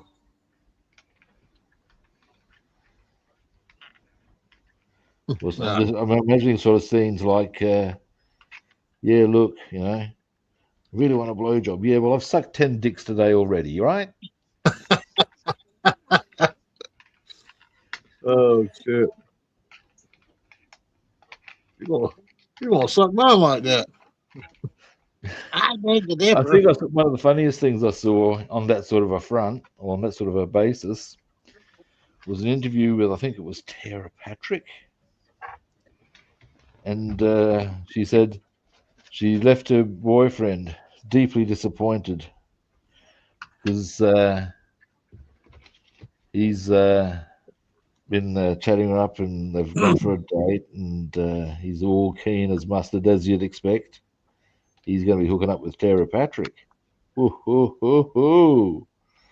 And she had to say to him, now, those things you see me do on film, I'm paid for to do on film. In my private life, I'm strictly a lights out missionary girl. Damn. And you got to say, ouch. I know, right? I'm like, what? I'd be definitely I'd be saying, hey, so what? I'm not worth more than money? Come on now. Damn right. And at that point, you've got checkmate, I say. Absolutely, 100%.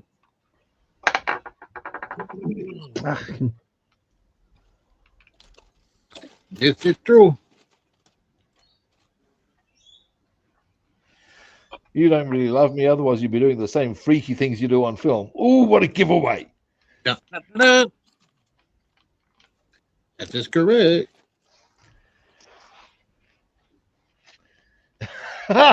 It's just so the mere concept of that sort of conversation is hilarious.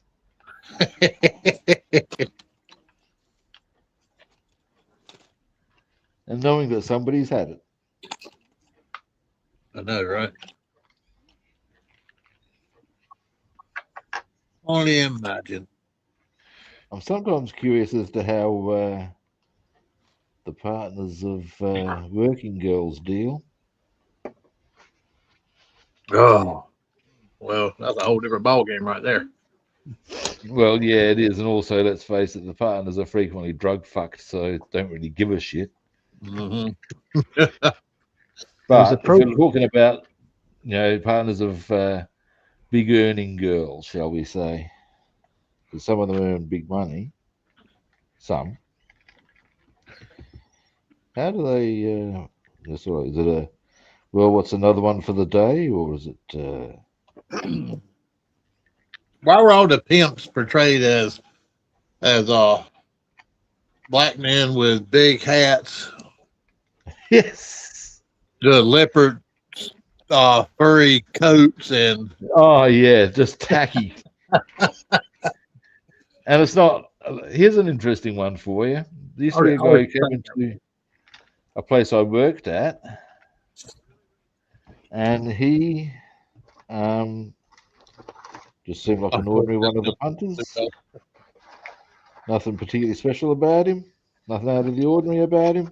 And then one night I've been told that, because this is back in the days when newspapers were a bit of more of a thing than they are now, that about 60 to 70% of all the newspaper ads for escorts in the area were put out by him. He was the guy. He was the pimp behind it. Huh. And you'd never have known. Huh. That's when we point out something. Snoop Dogg, he dressed like one. He'd be able to pull that off too. Oh yeah. I mean, just for starters, at risk of, I mean, he's got the stereotype culture for it. Let's not be shy. That's true. That is the stereotype now, isn't it? There's a, in fact, here's a beautiful part for you. There's a Simpsons thing where they go to New York, and Homer hates New York because he's been there before.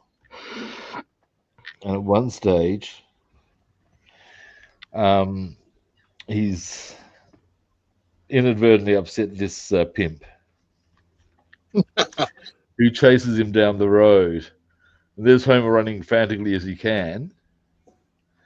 And there's this pimp with the big hat, feather in the hat as well, what's more. This furry coat running with a bit of a groove in his style. And the Homer only escapes by falling down this manhole into the sewers where the chuds come at him. And yeah.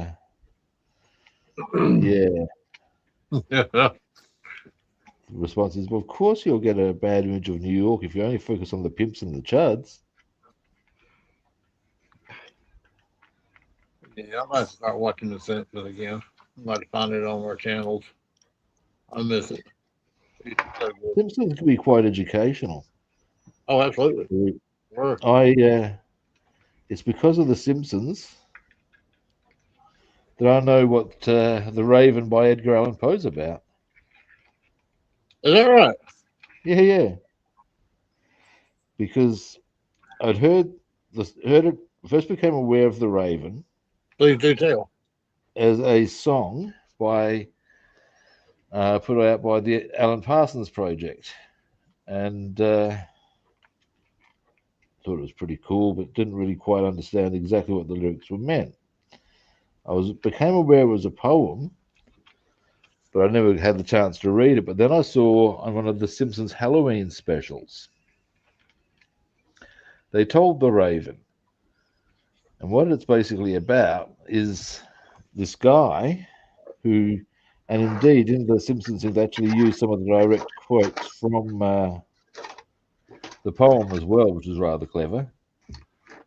But it starts off with this guy who's basically reading, and I quote, tomes of long forgotten lore to quash the memory of lost Lenore, will be known foreafter as nevermore.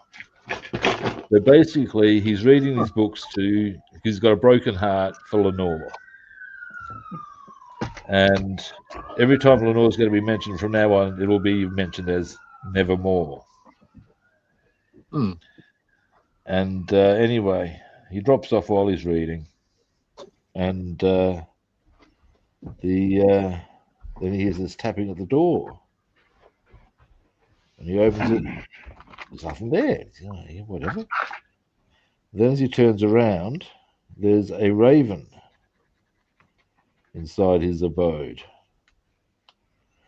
And the first thing it says is nevermore, i.e. Lenore. It's crow-like little voice. And of course, that's slowly but surely, because all it'll ever say is Lenore, continually goading him about his broken heart. And the way it's portrayed in The Simpsons is Homer's the narrator, the picture of lost Lenore is Marge, and the tormenting raven is Bart.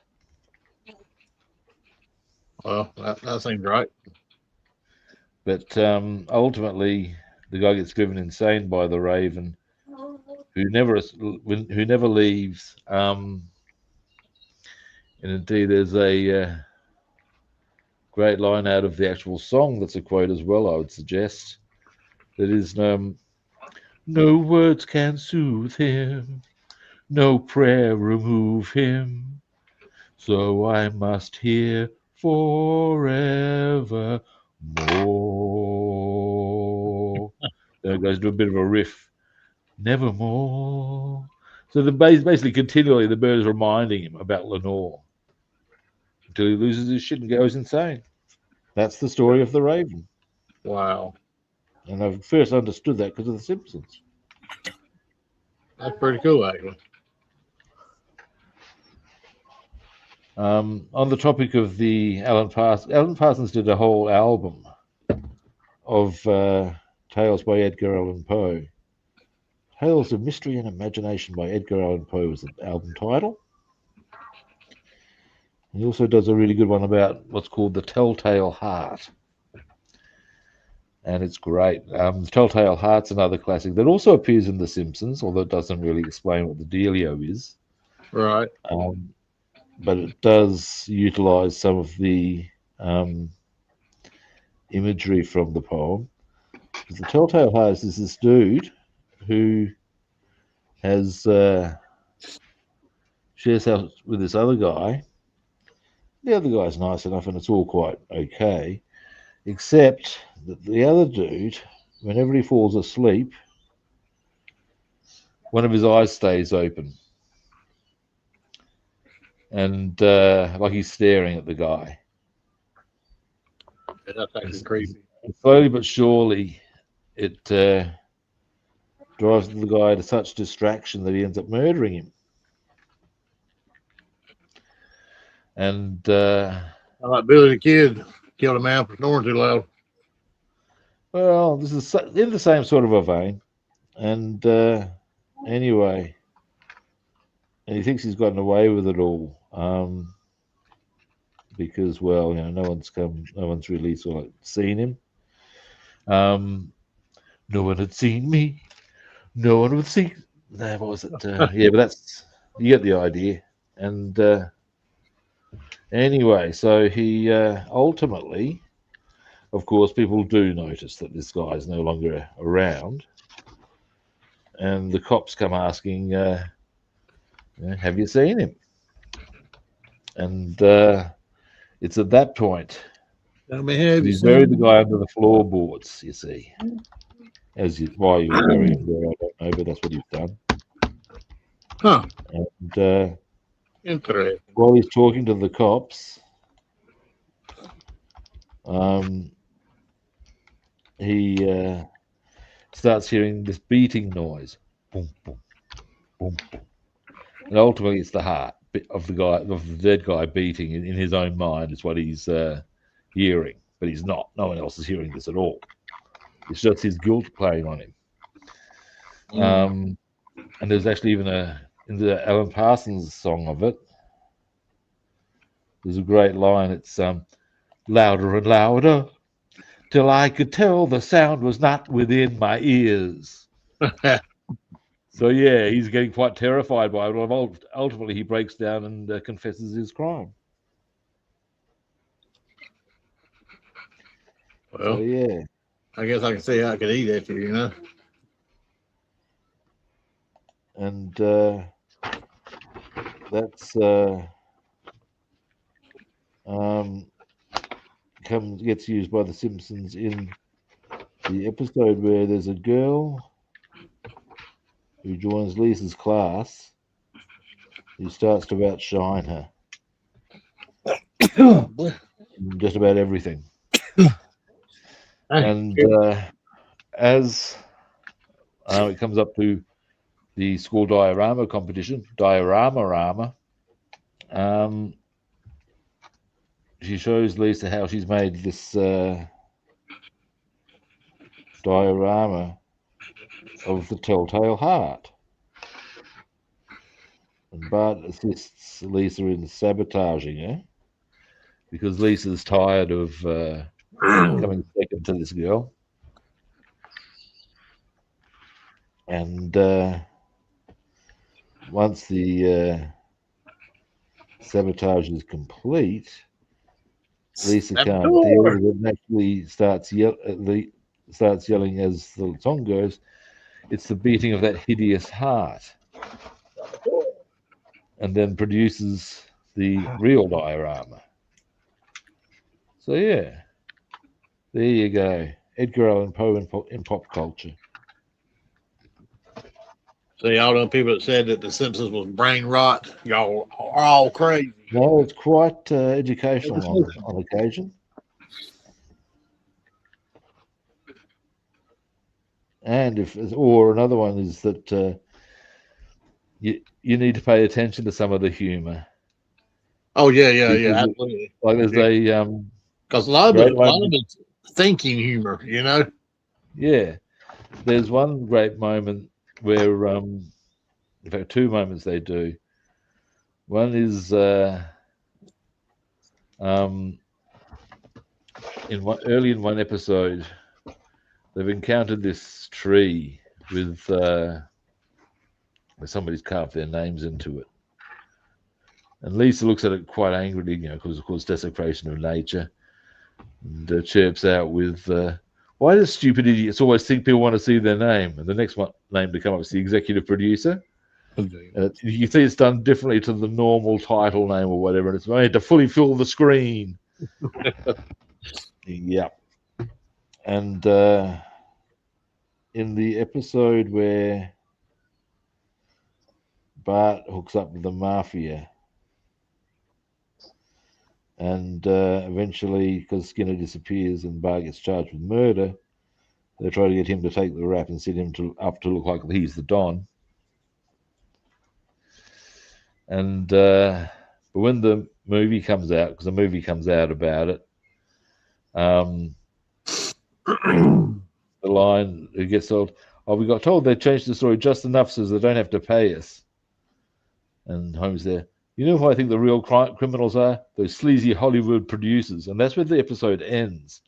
The first thing that flicks up in the screen credits is producers. List of names. Damn. Yeah. So I know why you know so much about this, because didn't you say you like the Simpsons play in the background when you're doing things sometimes? The Simpsons and Family Guy, yeah. They're both full of enough silliness, and sometimes Monty Python. Anything that's got enough silliness to keep me entertained. These are the key facts. Most time over here, South Park will come on in the mornings about 9 a.m. and play till about 1 or 2 p.m. in the afternoon. And some days it goes like all day long, South Park. Yeah. And all that play on one TV, like when I'm in another room playing my game or whatever, And man, it's South Park's money. That and Family Guy. I've been introducing Basswoman to Family Guy. I've been turning it on in here at night some nights. She's like, "This is what we're watching." I said, "Absolutely." Oh, look, yeah. She's got to check out Family Guy. Some of them are lame, but overall, most of them are really good. Oh, look, that's par for the course for all shows, though. Really, not anything. There's very few shows that are a guaranteed home run on.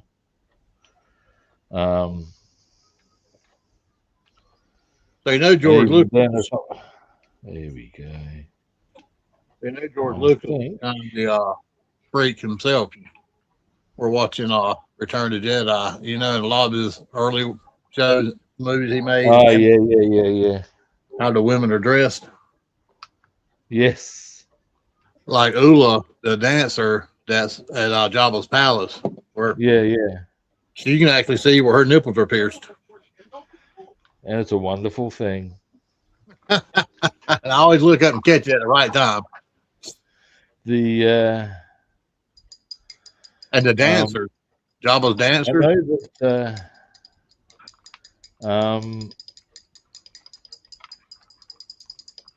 Carrie Fisher paid the fuck out of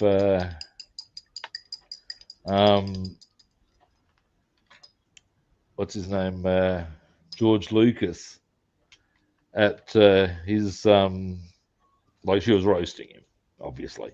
Oh yeah, But, yeah. Let's face it, that's what she does, or did.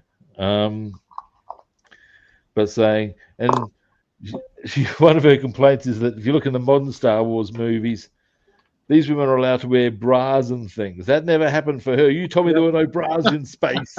I heard that too. Yeah.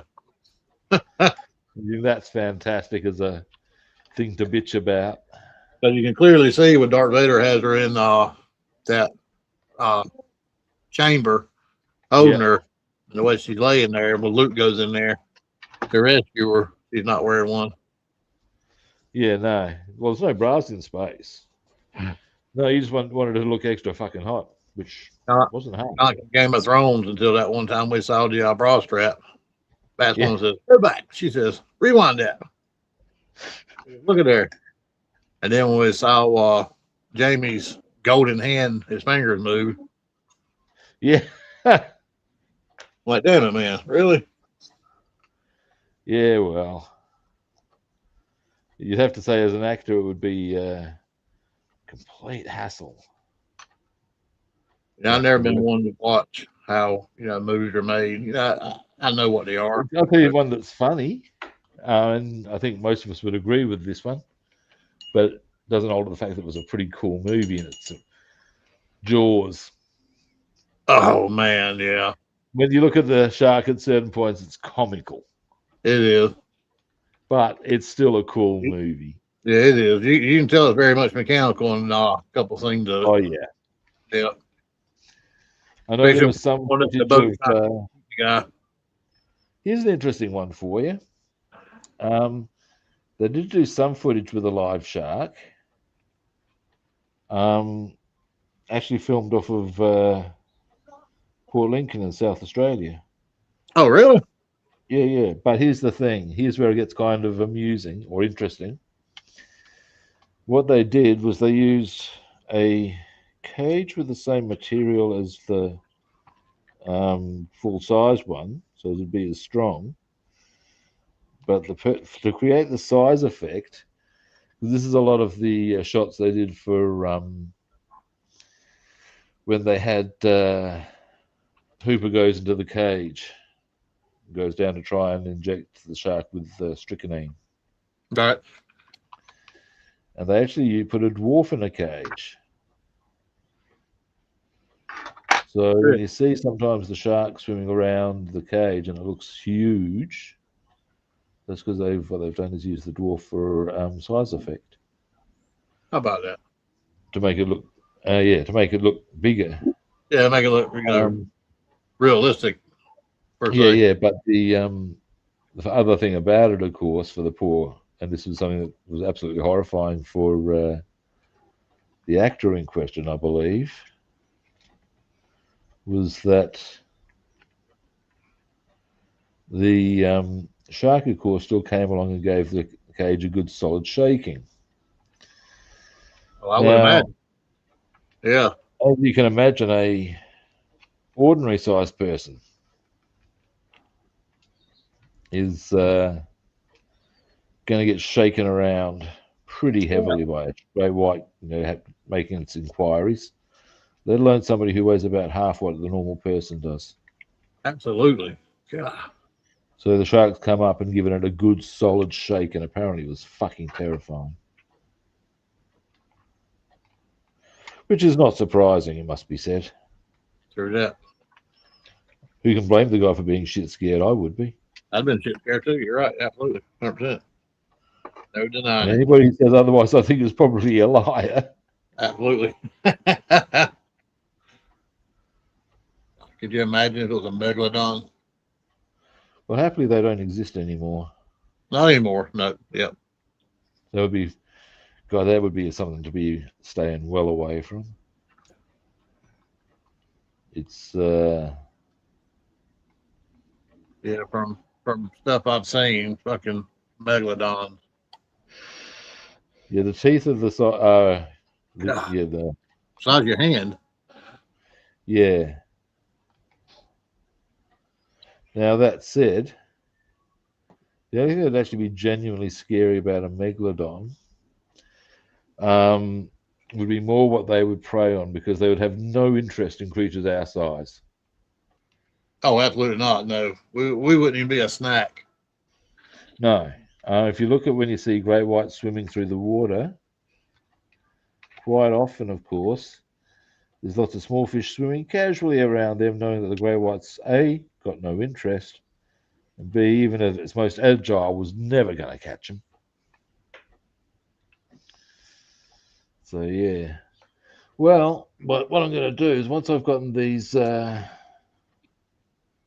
wheel rims done, I'm going to wind the stream up. All right. Because then I'm just doing some last little touch-ups, but I'll be able to begin some assembly tomorrow. Go deal. Yeah. Yeah, There will be much rejoicing. What I'll probably get onto tomorrow is touch-ups and putting the spark wires in. Oh yes, that's right. You have those. And then maybe the carpet as well.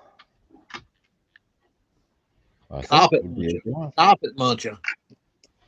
Yeah. Have you seen the moment in Family Guy where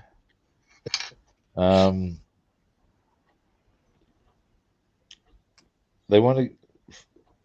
Peter gets himself this set of woolen underwear, one-piece underwear, complete with a butt flap. And he discovers he can give people electric shocks by rubbing his feet on the carpet fast enough. He is electric. Actually, first he believes he's Jesus Christ because he's giving these shocks. And then when Brian says, look, you've just generated static electricity from walking across, he jumps to his feet, rubs his feet quickly, kneel before Christ, touches him on the nose. But yeah, anyway, now where did he go from there?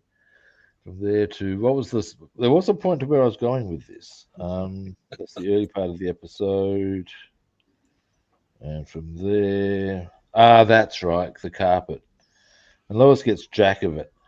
And she calls Quagmire over to remove the carpet. And when he's removing it, and he's got most of it removed, she's there. Oh, thanks for coming over to remove the carpet for me, Glenn. He's there. Yeah, well, I'll be perfectly straight with you, Lois. When you said that you wanted me to tear up your carpet, I thought you meant something completely different. I think that was. But hey, you know, while I'm here. And at one stage, when he's got just a little bit left, is there, so what do you want me to do with this bit? Do you want me to leave it there? Maybe an arrow, perhaps a thunderbolt? And, she's there. Nah, get rid of everything, Quagmire. And then you hear him go, all right, we're going Brazilian. Giggity. Yeah, that's it.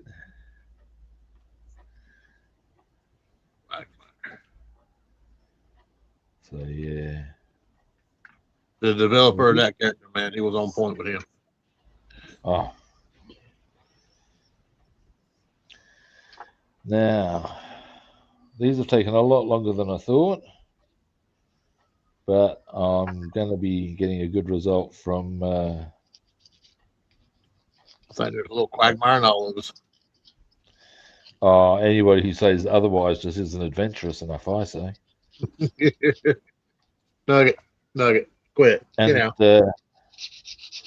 I'll be perfectly straight with you. I know what goes through my mind sometimes when I'm looking at women, and Quagmire and I share a few things in common, and that's all I want to say on the matter. This is true. This is true. Giggity.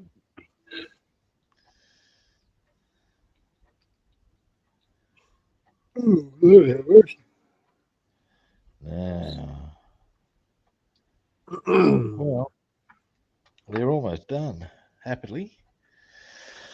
Then tomorrow I will do any tidy ups on the car. I'll start putting the carpet in, start putting the electrical wiring in. Cool deal. Yeah, I want to make sure the body turned out good on this Nomad before I really done much interior work and engine work. And Yeah. I'm happy with the way it's turned out. So That's good. so now I'll move on to the interior.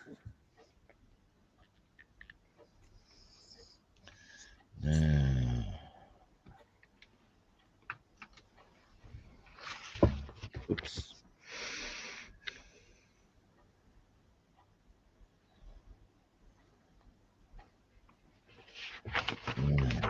Boom. And Well, that's one thing you can appreciate about Star Wars, the early movies. Everything was made and created, and the droids were, people in suits. and also it was back in that stage. It was fresh and new, Yeah. and that's part of my issue with the prequels. It was a bit stale by then, if you know what I'm saying, as a notion. Everything is down CGI. The thing about the original trilogy that was great in my eyes was it was a complete story on its own with 3 movies that could be watched individually without any loss of enjoyment. And I thought that was great. Yeah, the first 3 were, were bomb diggity. But when anything they've got to make more of them. I wish a lot of people disagree. I think Disney did a good job on Return to the Last Jedi, and you see, I was never. I think Disney done a good job on them. Yeah, I'm not. I've sort of got lost on the prequels. They call it for me on their own. But again, that is an each to their own perspective. Shit, that wheel's go. I do hasten to add, however, I am correct in this matter, and the story ends. Now, you gotta know how it all started, where it originated from, though. Yeah, but if you consider, if you look at Lord of the Rings, for example, yes, you got the series that come before and all that sort of stuff, but in the bigger reality, you don't need to see it because you sort of understand it's there. Okay, so we've got these wheels ready to rock and roll. A few little tidy ups will be required. But yeah. Looking good, man. And they will ultimately go on. Let's see if I can find the bits they go on the back of. Here we go. They go on. Let's see if we can get a representation of. Like that. That raised rim for the back part. That's right. Yeah. Of glue around that part, and the wheel. You put the wheel in, and yeah. Then on top of that, you get that. Oh, you got your hubcap that goes in the center of it. Yeah. There's a little tiny round ring to go in first. I'll bear that one in mind for sure. Got a front rim and a back rim that go together to hold the tire together. Yeah. There's Hey, you're more on my bloody hands. Yeah, there's 2 rims that go together in effect to create the wheel. Now, what I'm going to do is, I wish my fucking phone would stop sagging. I've seen it drop down like that a couple times. Let me just wipe my hands off of as far as and clean my brush. While you're doing that, I'm gonna run to the restroom. You do that, and then when you get back, we'll wind the stream up.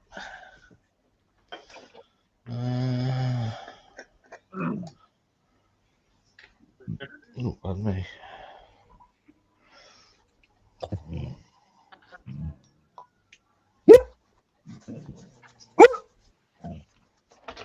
Yeah. You do a nugget. Cool. Right, he's gone. I'm taking over the show.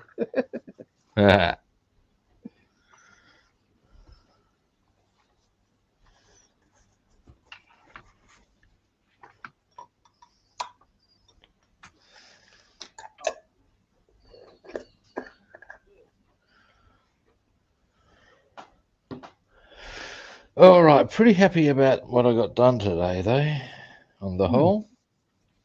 Because, of course, the folks are a really fiddly part. Now, where did I Hard put? nugget talking, y'all.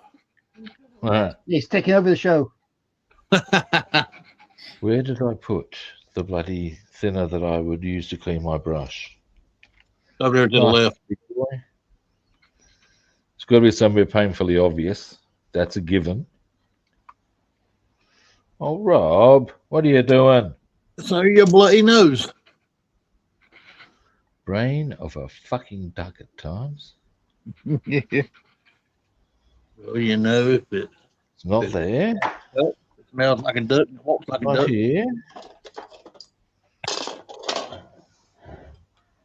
Come on.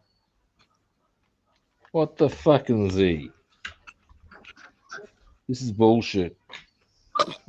Straight up. Can't be that. Can it? It is. What the fuck? What's it doing over there? Not a lot.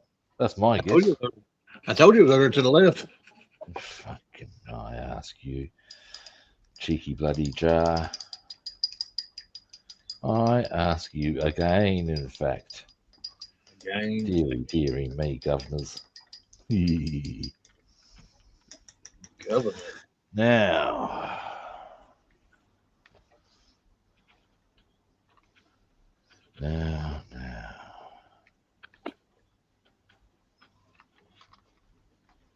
All right. Now, we've almost gotten the brush clean. And then we shall get back on there. I ask you again. Cool.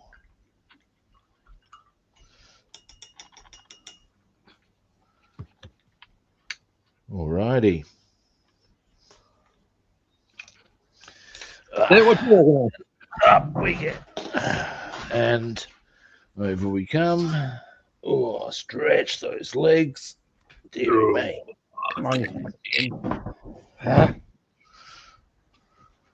Alrighty. Now, we'll do some solo time. Start with David. David.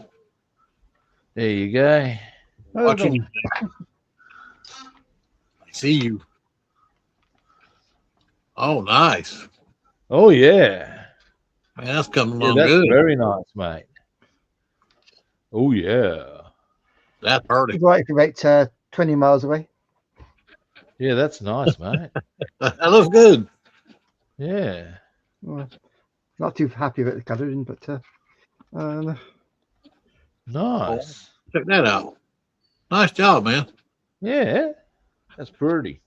That is really good. Yeah, yeah. Cool. That's something to be proud of right there. and that's the wheels. You can Ah. the middle, and you can turn the wheels. Oh, shit. There's Well, that's cool. some of a bit stiff. I've pressed a bit too tight. But, There's that ring that goes around it. Alrighty. And you look like that on the side. that's a bit pretty. Yeah, that's nice. That looks good on that yellow. Yeah, yeah. Stands out. All righty, Mr. Bassman. Yes, man. Just be a fish.